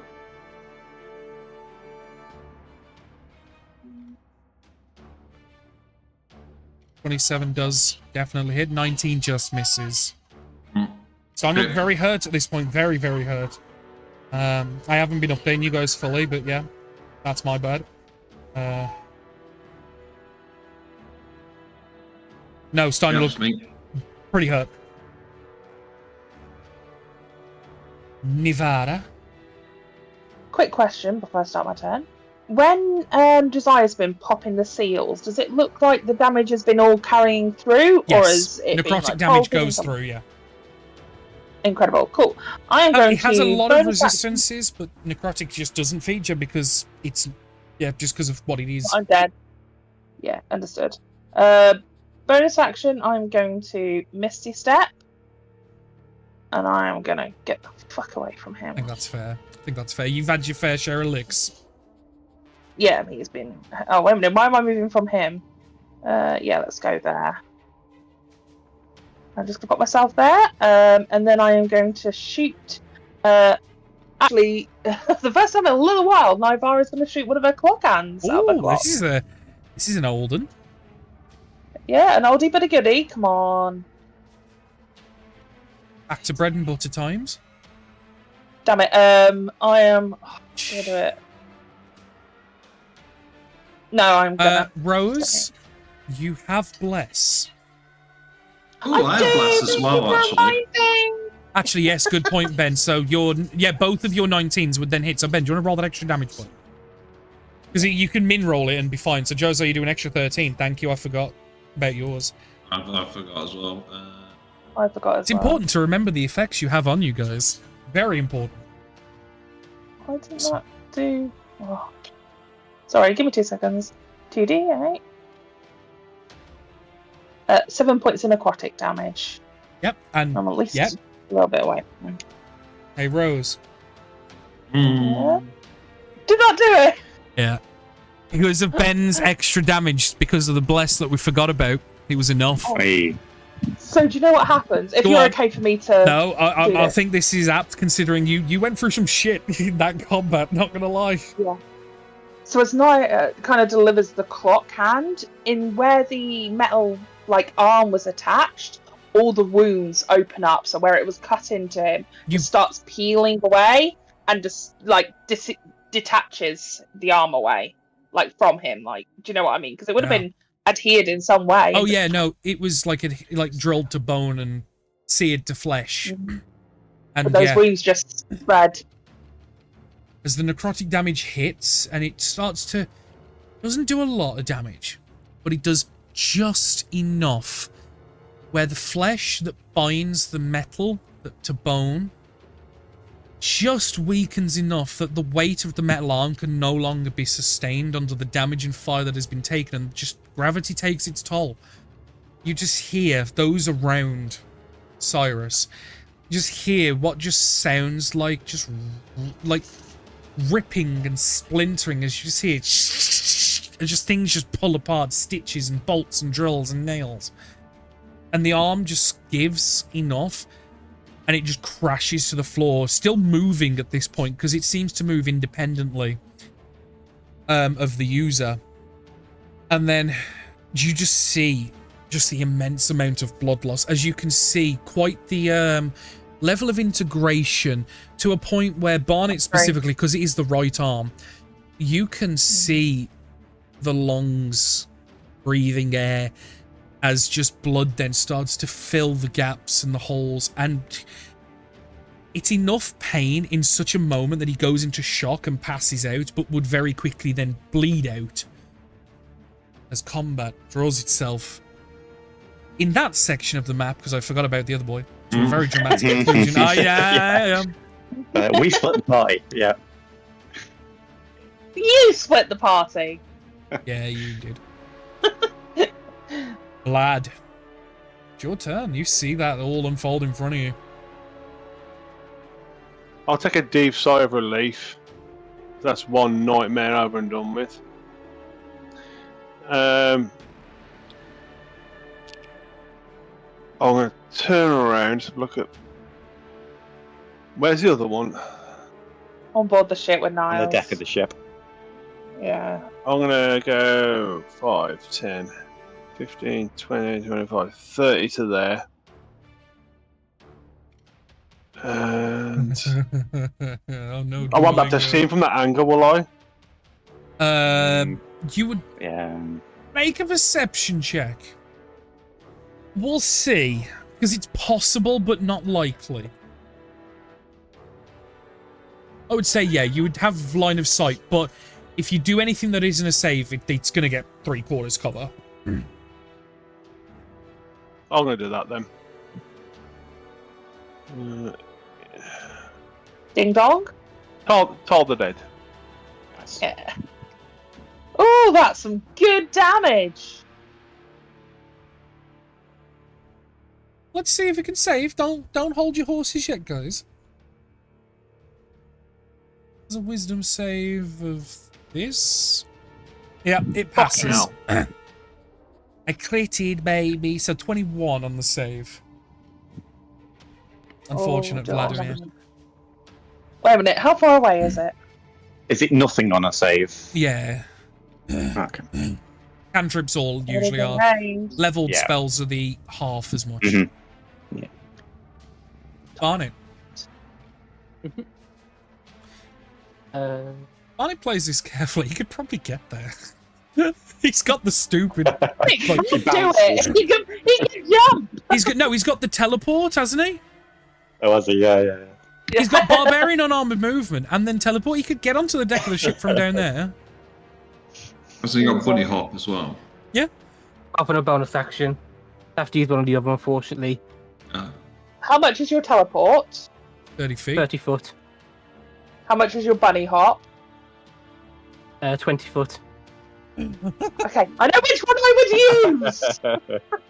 I know if I'm going to use, but I think I can't do. I can make it to there. I'm going to do that. Do you have any javelins left? No. I just teleport and then throw his great axe.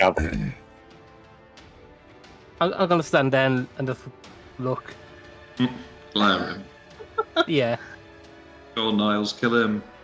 Actually, I should have just said at the end of the turn order as well, I would probably say, where are they? Where are you? I'm so sorry. Is this where all the autos turn up and I would say restrain the two guy? managed to get here. Okay. And on that's then at the end of their turn, because don't forget, they've got to run about half the ship, because the back end of the ship is where the stairs down deck are. Then it's Barnet. No, it's Niles. I'll see Barney shows up. He goes, oh, the bunny's here. You're in trouble now. And I'll swivel round. Oh no. The bunny. Rapier. Hop, little bunny, hop, hop, hop. 13. It's It does hit. Okay, cool. the UNT don't, like the purebloods, don't have armor naturally. They only have their dex. They have AC of 11. It's 15 total. He's fucked up, but he's alive. Real fucked up. Is that the end of your What does turn? he do? Gonna do as a bonus action. It's yeah, not. I can't like stop him from moving. No, okay, yeah, I'm done.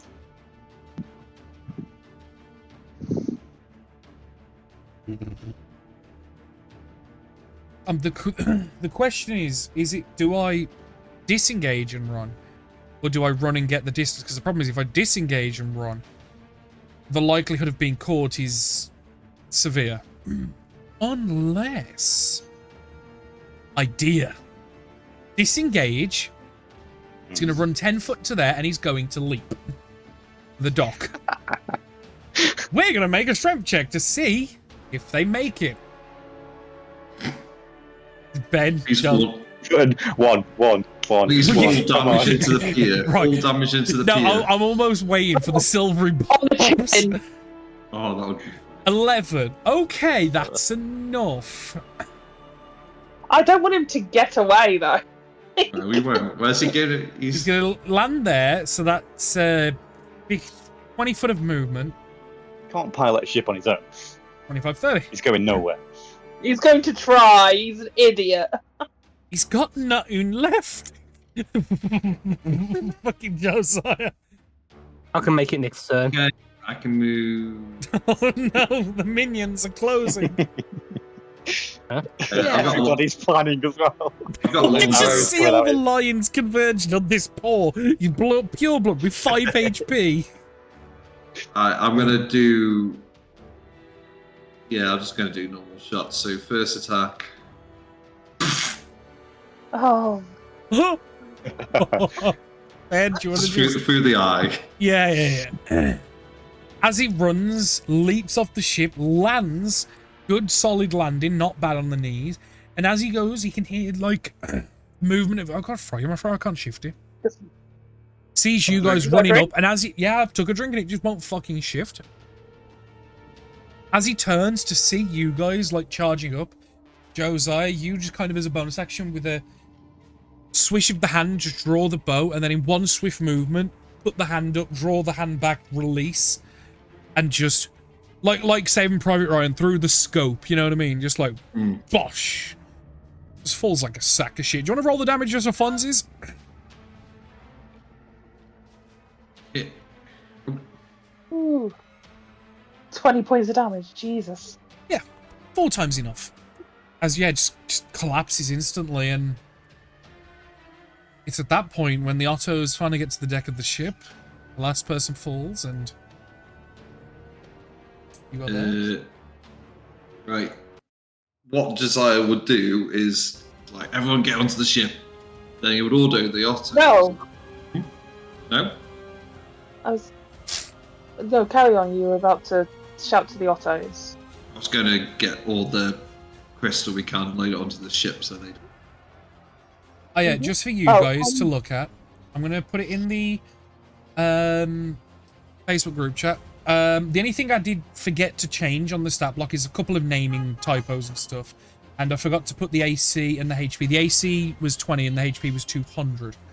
But feel free to peruse. And while you guys are talking, I'm just going to stick it up on screen for the stream to have a look at this here stat block if they so desire. But carry on, please. Whilst the otters are coming out to collect the crates, can I get one of them to go and collect the arm as well, please? It'll take more than just one of them, but absolutely. That's fine. I want them to take it down to. I assume we have like a spare room. Not my room. Oh yeah, no, you. I think you have like 4 spare rooms. Excellent. I would like to turn it into my laboratory. Our laboratory. Thank you. No. And then. I like how the cleaner decides to try and stake claim to the lab. I know! She's like, I'm a wizard too! You don't even know what... Oh, never mind. I'm not going to get in a fight with Niles. And then also, can I send up my little impy boy to go and have a little bit of a look around the town and to see if there's any survivors or what might be going on? Yeah. Whilst we're doing all this. At the side of the combat that was taking place here, and over that time, a lot of the other UNT ships decided to... And they got enough. You have severely stifled this area, and obviously put the head off the snake as the pun was intended, but a lot of the ships now are evacuating with whatever goods and people they have. How many? Probably about a dozen or so. Because when you pulled up, remember, when you were pulling up, you saw them down the shoreline, like, spread out. But they were all, like, small, long ships. That's what you said, yeah, right? They were, like, but which also means they're going to be much faster than you. I think they had double your speed. Because you guys perform at 2 miles an hour. I think these go 4 to 6. They were quick.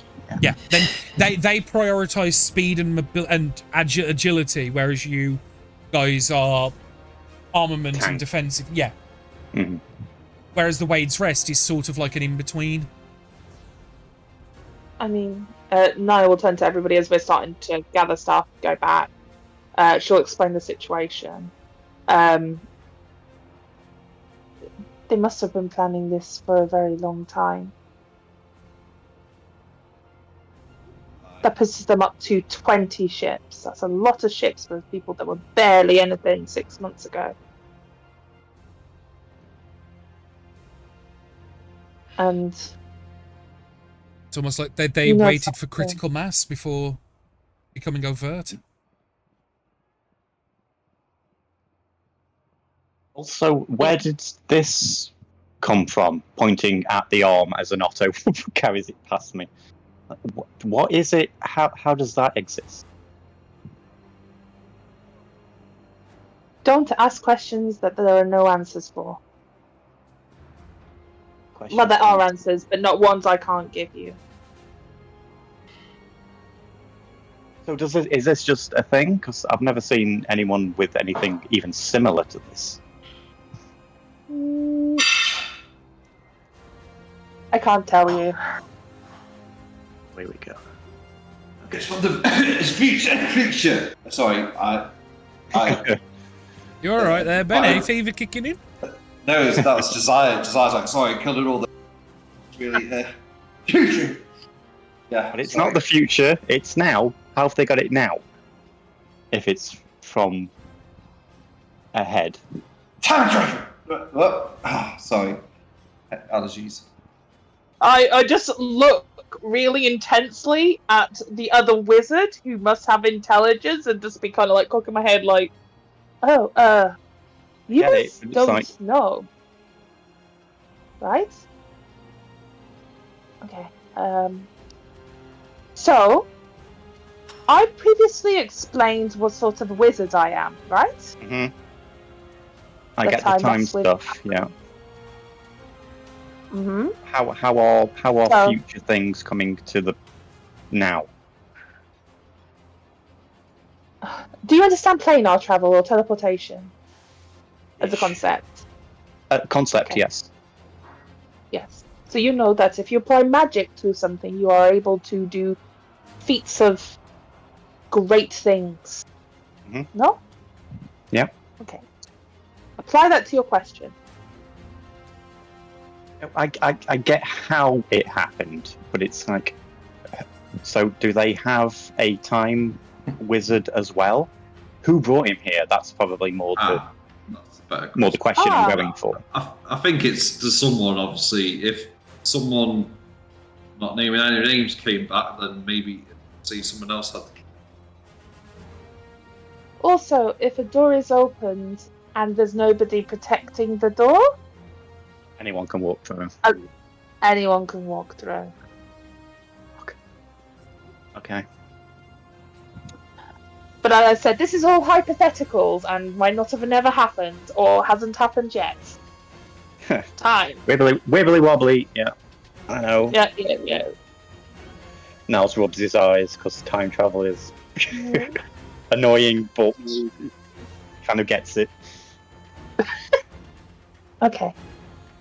We have the arm. At least we can study this a little bit more and understand what else they might be bringing back. They're obviously going to use the rest of the shock jade, and they had 12 boats, and knowing that they were going to put... How many crates did we get here? Including what's on their ship, which you also technically have access to, you would probably... Let's make a roll. Oh yeah, we get a new ship. Yeah, you have a long ship. Well, it's a little bigger than a long ship, but yeah, very similar. It's a little smaller than the Wade's Rest. Also, can we loot the shock jade? You managed to get 24 crates of shock jade, which they have. Oh my god! Which they have 100 pound in weight shock jade in each, so you have 2.4 ton. If that's math right. That'll do. I was going to go loot. Is that math right? No. Is that math right? Yeah, that's 2.4 ton. Long ship. No, yeah. You want to burn a long ship, which we could use to impersonate. Yeah. I was being facetious. I apologise. I think we should use it like you say, but it depends on our next plan. If it is that we are going to, we have to take the bomb, right? That Archaea is building. Mm-hmm. Our whole idea was that when the Baroness maybe went there, we would use a diversion. Use that as a diversion and sneak in the back door. What are we trying to achieve? Okay, what is our maybe? But the objectives were try and kill Gesser and disable as much as their white resin. That was the two objectives. I would like to attack the machine, whatever it is that they are building. Mm-hmm. That makes sense. Yes. The machine is priority 1. Yes. Based on what Archaea said, that is their primary goal. We saw it here today, that them getting that shock jade was their primary goal. I think even though we managed to take this much back, they still had 12 other ships, which means they have over 24 tons. While you didn't win in the sense of you completely stifled their plan, you have made a very sizable dent, and I would argue the personnel in Cyrus, that is a significant piece. Considering the power level of what he is perceived, that in itself's a win. We've knocked off their supply run of what they need. Yeah. When the opposition has such overwhelming force, victories don't come in total victory. They come in small victories like this. Mm-hmm. So, if we can apply the detonation charges to blow up their machine, if we can kill Gisser, I think we have multiple objectives, and we just have to ensure that we do at least one of them, and then go for a second. Because even if they rebuild, I will also point out, because we know this from Doll, they have cloning technology. Sorry, what? Oh, are we not? I can't remember what I have and haven't told people sometimes, so I apologise. And obviously, there are plenty of different methods, even arcane potential. Yeah. But to be fair, it makes sense that Niles doesn't know them because their learning is all through a book. But if I remember right, isn't Simulacrum level 8? It's like high. Simulacrum. Yeah, but there's a difference between clone and Simulacrum. No, but I'm just saying, as like that's one option. He's like, there are many options. I'm just saying, like clones. 7 or 6, I think. Right. But yeah, beyond our current level anyway. But wouldn't be beyond our knowledge too much, but it depends on how much Niles would know. I know the vague concept, probably. So, Dol was augmented. This is one thing that I can say. We have probably all noticed that a large number of the Yuan-Ti have been augmented in some way. Yeah. Siren's Call, was it? That island? I'm going to put the Can't world see map the up map. here. Please, thank you. Please. Okay. Here you go. Thank you. Yes, so Siren's Rest, we saw that they were working on the super soldier, no? Yeah. That was like an old and like long forgotten like facility when you got there. But they have a history then. Oh yeah, for sure. That's like early dabbling stages, like from their last resurgence before this. The prototype was there. Yes, that was their 0.01. So we know that, but since that point, they have obviously been developing. When we met Dol, his body looked like it has been also augmented. Experimented on heavily. He had marks and scars and tattoos and all sorts. Yes. So it would lead me to think as well, because he is an Arcane caster, he has probably shot up both himself and Gissa. And I did think it was strange as well, because the children have said that they saw multiple beautiful women walking through the street. So I couldn't tell if that was Gissa and others, or multiple Gissas. Which was this? Sorry. Multiple Gissas. Okay. Just so I can help explain the a bit better. The children when we went. Yeah. The survivors of the dead. No, they were different looking people. They're probably more a assertion to the purebloods, because don't forget, Yuan-Ti typically is a matriarchal race, similar to Drow, and they're obviously garnished in the most delicate silks and clothes and jewels and stuff, and probably makeup and other augmentations to enhance any physical aesthetics that they have, to give a status of give a symbol of status. Do you know what I mean? Okay. So when they there say many multiple Gissas. Okay. There could be. There could be. I'm just more or less saying what the kids said on Shots Day was there was lots of very pretty looking women, but that's because those women were leading little groups and they were dressed up in like shawls and silks and like, you know what I mean, and everything. Okay. Similar to the purebloods that you were just fighting. Actually, they were similarly dressed. So when we were at the Snake Pit Isle, there was lots of different sorts of technology they'd obviously. I think someone else had. Essentially, in the top of Gissa's pyramid, she had a machine that was using potions of rejuvenation, so she was appearing, or could lengthen her life considerably. Right. Sorry. Does Niles know about the time travel episode? Have I been told? I don't think we ever told anybody. I don't. Yeah, so I'm looking at you very confused. It's like, when did we go to Snake Pit? Where's this pyramid? Because I don't believe I know that. What happened was, you guys it's what I've been told. It was while you guys were on New Horizons Post. If you remember the expedition that was there, and do you remember when Josiah and Naivareth... They got bumped away. They got teleported away. We actually ran a mini session of what they encountered there. It is on YouTube, I'm pretty sure, if you want to look at it. But obviously I will allow... I in character, I will allow... In character, I don't know if I know that. I don't think I've been told. I don't think so. I think you've been told vague details, but you haven't been told much. Okay. I think it's up to Josiah, because I don't think Naya said anything. I don't remember, but Josiah. Sorry. I doubt you would have told. Did. Josiah did. I think he left out about Naya. Yeah, he left out the Naya bit, but I think he'd said everything else about like what they encountered. The slavers. We've seen an image of the future. You knew we went to Snake Pit. Right. I don't think we would have mentioned really I don't think anything was said about Naya being odd about it or anything. I think it would have. I know Naya would have only mentioned what the Yuan-Ti were doing now, not about herself. Does that make sense? So Niles is just smiling and nodding because it's time travel. I'm just going to go with it because I'm not allowed It's to know, bullshit. apparently. Yeah, and it's bullshit. Let's go. Okay, okay. If you just look at her like suspiciously. I don't mean to be vague. It is just imagine for a second what the impact could be if I was to misstep.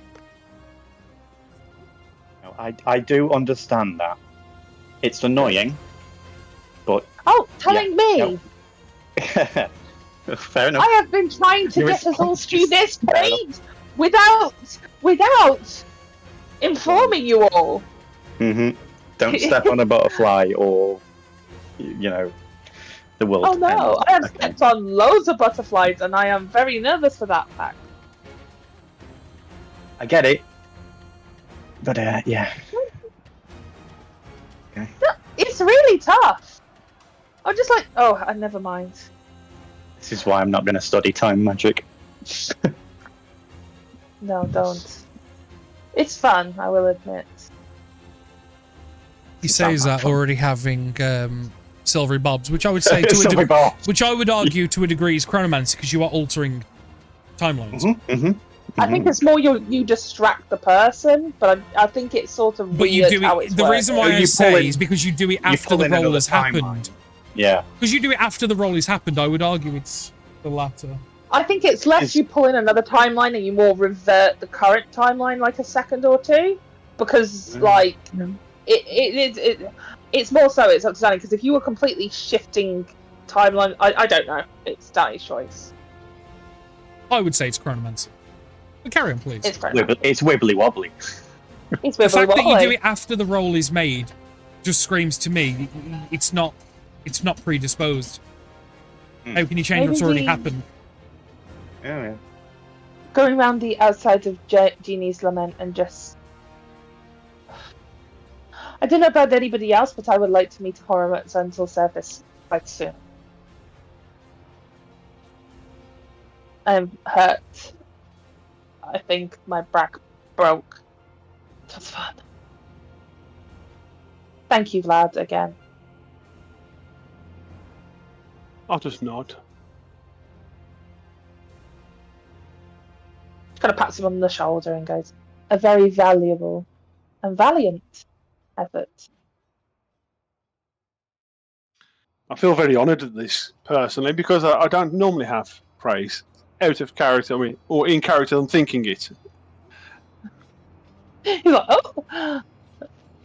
This is a shock. What? I'm getting praise. Normally I'm kicked down.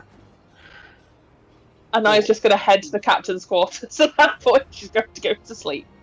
She removed her bed out of her quarters. It's moved somewhere else. She needed more room. Does I know this? I don't think he's not under the there, but it's just like, oh, okay. I will also point out Naya has a very comfortable armchair that she got when, because she got a bunch of like desk equipment and everything. So she also trances a lot, but she's hurt, so she's going to go to bed. She's going to lie down. And leave you all to do your thing. Oh, does I always sort of say, yep, sorry. Oh no, go on. Just going to say, we released a lot of calls to North Snake Pit and making perhaps because the fleet's parted, hasn't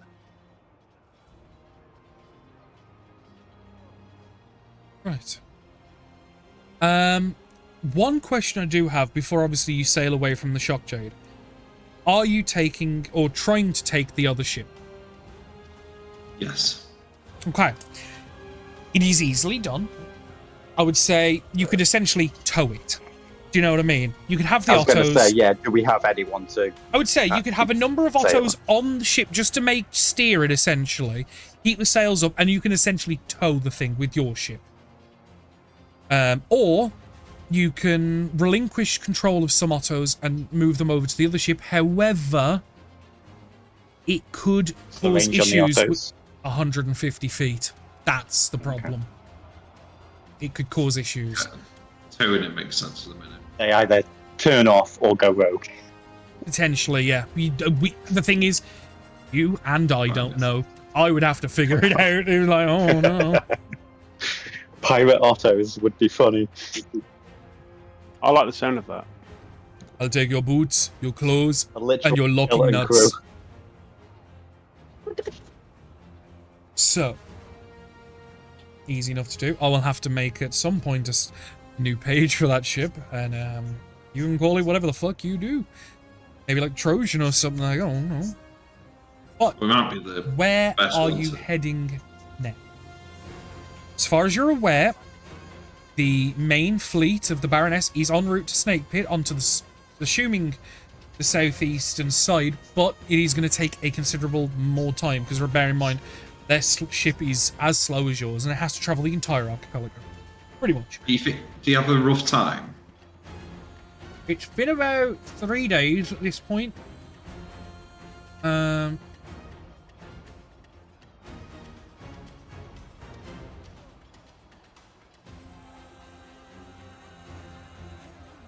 So they travel at, we'll say for the sake of easy math, 50 miles a day. Because they travel at 2 miles an hour over 24 hours.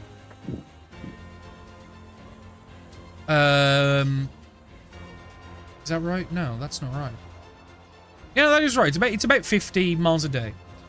So they're probably, take into account for some issues, they're probably about a week away.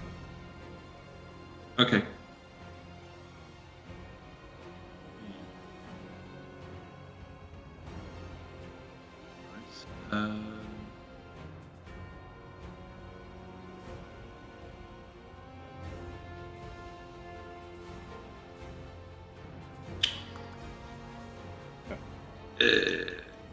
What's Thinking it? like this. Yeah. Because what I'll think out loud is because basically don't want to go Ulster Stern, don't want to go south of Snake Pit. Silence Rest is. I feel like if we go Crescent Slants, it's too far. Intrigued to see what was a G's trio. Hang out with Celeste's people. Able to head into position like. Kind of want to be there, don't we? I remember that's the conversation you Right. had before, yeah. Yeah. Roughly, how long do you think it will take to trek through that jungle? Day. Longer. Probably about 30. It's probably not quite 30, probably about 28 mile. I'd probably say it's going to be quarter speed because it's dense jungle. A normal travel pace is 12 miles a day, so you'd be going 4 miles a day. So we'll say 28 for the sake of easy math. That would be 6 days. Oh, so we better start getting there now. Yeah, then. right. Well, I yeah. thought we travelled like 24, but is that Well, right? yeah, Sorry. because You're it's, a- you're a it's, jungle, it's, though. it's just over a day to get here, Ben. So yeah, it would time up actually kind of fucking perfect. Mhm. What was that, Rose? What were you saying? Is that travel speed correct? Travel speed according to the player's handbook at standard pace is... I know it's 3 miles a day, but 24 miles. it's 12. It's 12. 24. Normal pace is a day is 24 miles in the player's handbook. You can rule it differently if you want to. I thought it was 12. Nope. Give me a Slow sec. is 18, normal 24 miles, and fast is 30. I only know this because the number of times I've had to check how fast you you see, guys are I've always moving. had it in my head it was 12, because assuming for like rest and stuff. You know, because you can do about 12 miles, like, even as a trek in, like, 5 or 6 hours. Like, Yeah. if you were going, like, in the day. I mean, that's for, like, I think probably you could do more, like, in a short period of time. Give me a sec, I've just found the page. I mean, I'm sure you're probably right. It's just, I want to know for my own sake, because I've had it in my head wrong all this time then.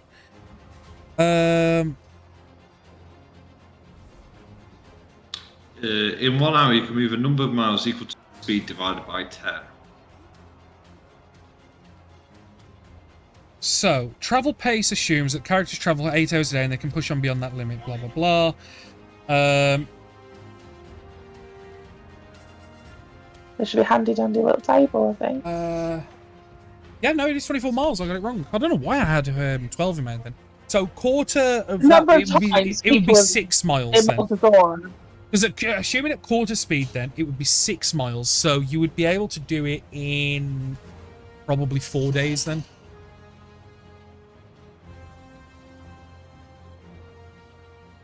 To be fair, we could still go to so out of character, we could still go to Genie's, hang there for a day, and then make our way round.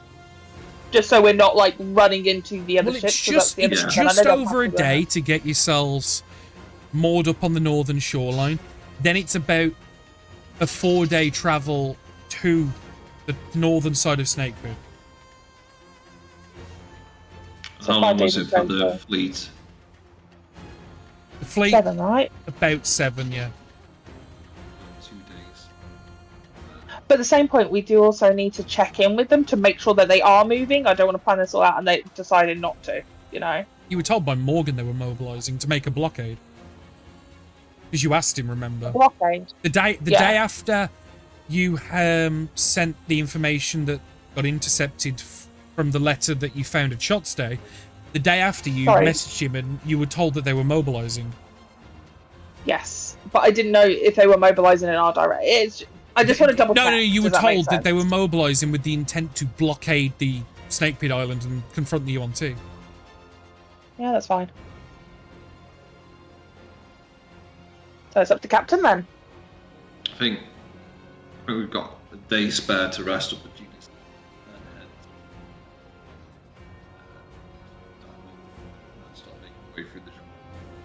Because you could do with a little bit of buffer time in case you have like a counter.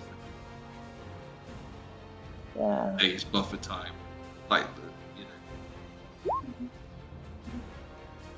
To be fair, it would make sense to get close and then hang out in the jungle, rather than hanging out this side. Because I do agree with you on that point. Like if we run into trouble or something on the shoreline, we're gonna need time. Actually, no, yeah, because I'd just be like, screw it, let's just go now, and we can rest on the way.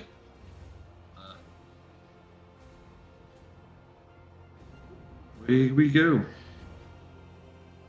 Brilliant. We've got a day to rest on the travel. Yeah. The day to the shoreline, I will have as semi-time travel, so you are all able to take yourselves a long rest and a well-deserved level up as well. Level. That was a big. That was you put us through the ringer there, Danny. Honestly, like I tried. That creature. I mean, yeah, but it was almost like wait until you fight like a group of them. You know, No. like in video games when the boss, the last level's boss monster becomes next level's like minion. That's Resi. Oh. Needs to stop being Resi. Yeah. Yeah, but that's a lot of video games that do that. But the logic is, because at the end of the day, do you really think they only brought one over? No.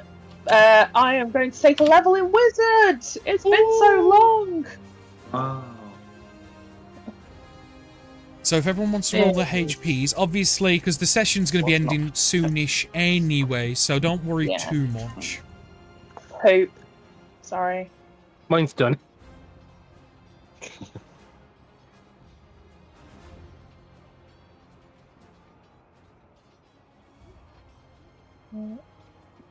I'll take an ice.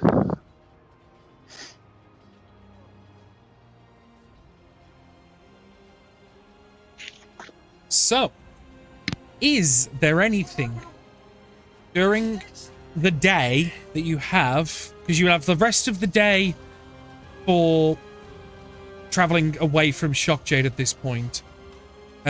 One thing I did forget to mention, Rose, is now the UNT have left, there are still a decent amount of people that were alive in the expedition, obviously that had like hid and had fled and stuff. Realistically, it can be salvaged, but obviously the damage is severe. And whatever companies run the expedition there, you would like to think would bankroll fixing it. That makes sense. Yes. If there is something you want to do there, I will allow it, obviously, because I realised that was one part of the question, but we focused too much on the UNT leaving.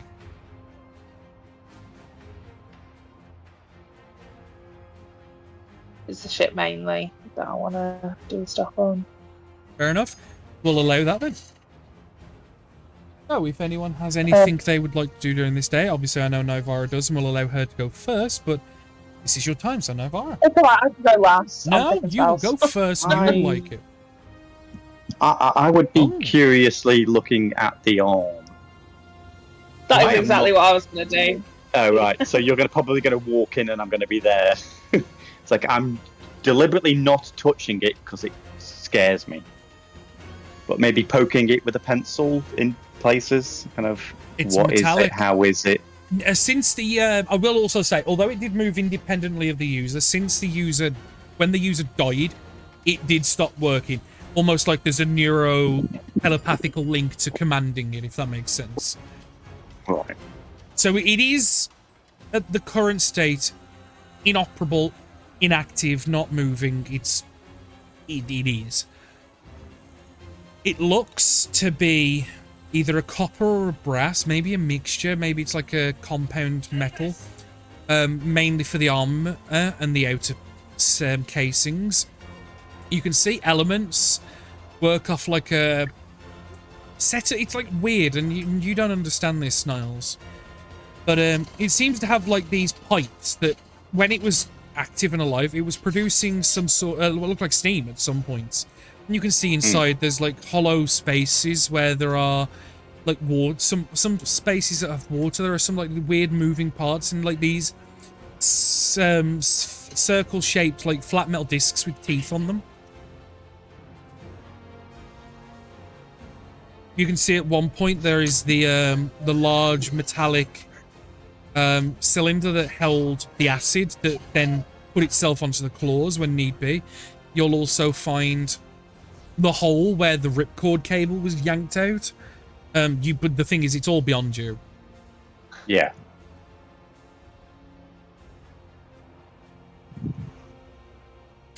And then Navarro walks in, and I'm poking random bits. What are you doing? I'm just... Well, I'm going to say fascinated. Curious. Trying to figure out how do we fight against stuff like this? So, first thing I would recommend is if you're unsure about something, you don't poke it with your fingers. Put my hands up. So, oh, yep. I didn't touch anything. I'm just... Do you not remember the acid that this thing has spit forth? Do you want to burn your fingertips off? I deliberately didn't touch anything.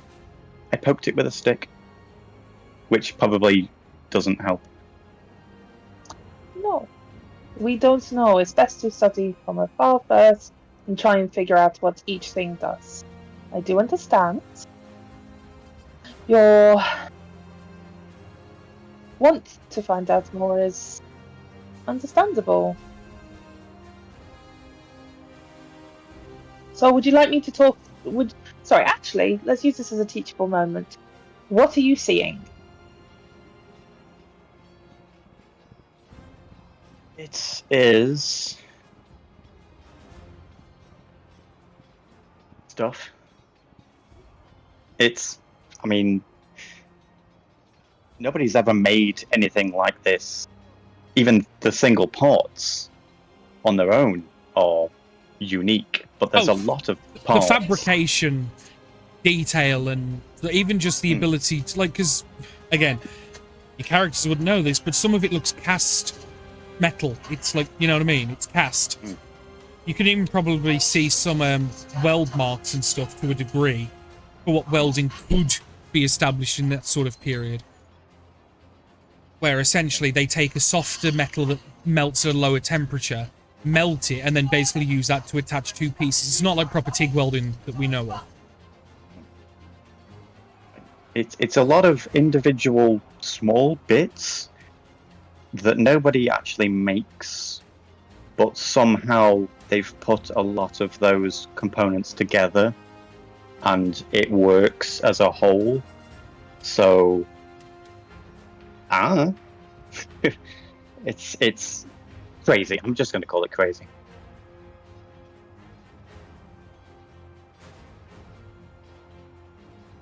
Okay. And what does Technically that... doable, I guess, but even the small bits are complex. So with these small, complex pieces,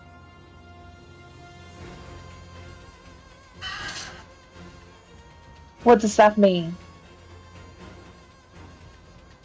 A lot of time and effort and research and study, and this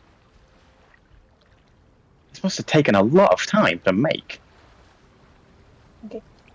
Secondarily, if there's loads of smaller pieces put together, it means there is lots of weak points, because when you join two metal things together, they become weak just outside of where it is connected. It's the moving parts that are the weakest. Yes, a lot of... Exactly. Bits connected. How do we gunk up the moving parts? How do we gunk up the moving parts? I did notice, so during my studies, that lightning doesn't help us, it helps them. So we don't do that. Well, it doesn't not help them, it just hinders us. No lightning. No cold as well. Cold? Yeah, so ice. Cold on metal? That would... I know, you would think it would... Never mind. Okay. I'm going to say, just to reiterate for the people who are listening, obviously, the creature that they fought, the SSSycho, had resistance to cold, fire, and non-magical bludgeoning, slashing, and piercing, and had immunities to poison and lightning, and also had the condition immunity to lightning. As you were.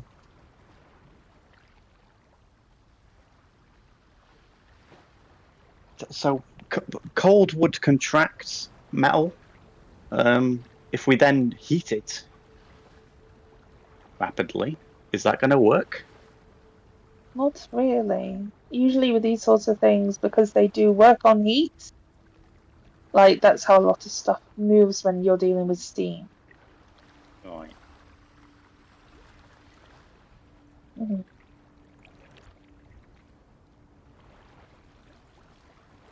How much do you reckon this is worth, Danny? The shock crystal or the arm? The arm. The arm. It is impossible to tell, because the problem is value of something is only as much as what people are willing to pay, and the problem is, realistically, who is going to buy that and for what purpose here in the archipelago? Could I talk through what this is going to be a collector item, not a usable item. The other item. option would be, obviously, to break it down into its components and maybe sell the metal and, like, you know, the individual pieces, but obviously that would be yield far less than what perceived value is here is obviously a high mark. But it's convincing someone that it's worth buying is the problem. So I kind of want to do something in character as a spell, but I want to talk it through with you if that's okay, to see if it's possible. Because at the same time, I am listening. I don't necessarily like these types of spells myself, so I do understand. Using the broken parts that we've got of the Ottos and seeing how this is sort of constructed, I want to are you going to put it on the Otto? Robot. Well, kinda. I want to make my own clockwork robot. And use, because the spell that I can learn at this point is Summon Construct, and I kind of want to work the two together, if that's possible. Oh, I thought you were looking to attach the arm to an Otto. I mean, we could do that as well. That'd be something. I mean, I'd have to have a chat with you, because we'll have a talk about it because that's going to be a lot of back and forth. Yeah, I'm not sure. Yeah, we'll have to go through that. Because I mean, I'm not going to say no. It's definitely in the realm of feasibility, but I'll need to know some deets. it might have to be something for the future as well. Yeah. Because I get it. I might just pick another spell at this point. But I was looking at it and I was like, that would be kind of funny as a, a time wizard if I had a clockwork companion. But I have a lot of companions already, so. And I'm not a big fan of summon spells anyway myself. But yeah, I get it. Cool. I picked another spell. Fair enough. But we will continue to study.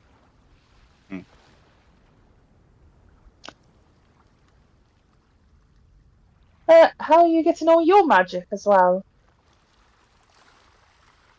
Well, ready to learn another one. Sorry. Table talk. Is Dimension Door going to be worth getting? I have it. It sometimes can come in quite useful. That bamf out of a situation and the ability to take someone with you, if in a pinch, can be useful. It happened this. It literally happened this encounter. The only problem is it's going to leave someone behind if we both do it. Yeah. I'm sat here looking at the spell list. It's like, oh, what do I want? I know. I'm exactly the same. It keeps scrolling. I will take teacher advice. Okay, what are you thinking? Sorry, I know this probably could be done out of character, but it's quite funny if we were to do it in character. Like, what are you thinking of learning? What sort of ways do you want to apply yourself? Moving is a very good ability. Moving around the battlefield. I would like to make a suggestion. Go on. I've noticed that when we move around the battlefield a lot, it just causes problems. And I don't mean for the enemies, I mean for us usually. We move out of range, someone's trying to heal us. You literally were the other side of, we were up on past the docks and you were on the ship and, you could have been killed or something. Moving isn't always the best option. Right. It's useful, but you already can move quite quick. Can, yeah. And most of our party, except for Vlad, can move quite quick. Like Josiah, I think, can do stuff. Barnet can jump. Actually, I think it's actually the other way around. I'm going to say Josiah, because I've seen Vlad teleport as well. So, what about maybe doing some damage? I know you've got your helpful fireball. Which is fun. I am liking the fire. It's not subtle, but I like it. Or I can confuse enemies. That was something I was looking at. I've literally just found the confusion spell. It's like, oh, hello. I was thinking that's one. Or maybe a storm. You can summon a storm, or... I was even looking at doing a private sanctum. Nice. We're always so worried about people watching us. Some sphere. Spear. Yeah. Maybe we should take this out of game actually, because we're just going to talk about spells for 20 minutes. The nerds are going to nerd out about spells for a minute. No, that is absolutely fine. Is there anything else anyone else would like to accomplish, do, talk to, or anything during the day travel to the northern side of Snake Pit? Carl? We continue to talk about stuff. Nothing, thank you. Liam? Liam? Muted. Hello? Hello? I said no. Right. Well, what I am going to do then is, for at least today, I'm going to call it there, because we only have 15 minutes left, and I think that is a good stopping point, as obviously the next section of your journey is going to be incredibly important. And as intended, and I'm going to say that because I have specifically given Rain to do that one shot in the future, the prequel sequel thing, to potentially take one of these guys, the sessions for these, just for the simple fact I really desperately want to get it in before the end of the campaign. Does that make sense? Because I think it'll make sense. We should be playing on the 5th, but we can't because I'm running the mini epic at the club with the how many goblins does it take to raid a bank. So the next intended session will be the 19th of July. Yes, Matt, what it is, I'm running a one-shot, but it's an epic where we've got 20 players, all playing as Monster Manual stat block goblins, and each section is 2 hours to complete, and the goal is to get enough value in gold pieces in that 2-hour period, or to get to the end to finish that section and then, you know, eventually raid the bank. It's basically a giant dungeon crawl with goblins, and I predict on average is going to be about 15 deaths per player. On average. Based on the one shot we did for Ben's birthday. That's the expectations.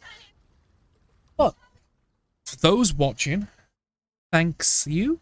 Appreciate yous, and I will be back tomorrow where me and Liam start a new Football Manager Road to Glory save because Tamworth died. We were under so many constraints of the board, finances, and me and Liam tinkered about everything we fucking could without cheesing the system and basically Googling Wonder Kids and stuff that we could sign. Because we wasn't allowed scouts, we wasn't allowed wages over so much, so the players that actually would make us better, we couldn't afford, and any players that we could just about squeeze their wages went to fucked off elsewhere. So Liam asked if we could play as Southport instead, which looks already immediately 10 times better. 10 times better. Even though they're a weaker team, already better. So we'll be doing that tomorrow. And I hope to see you guys then. Good night.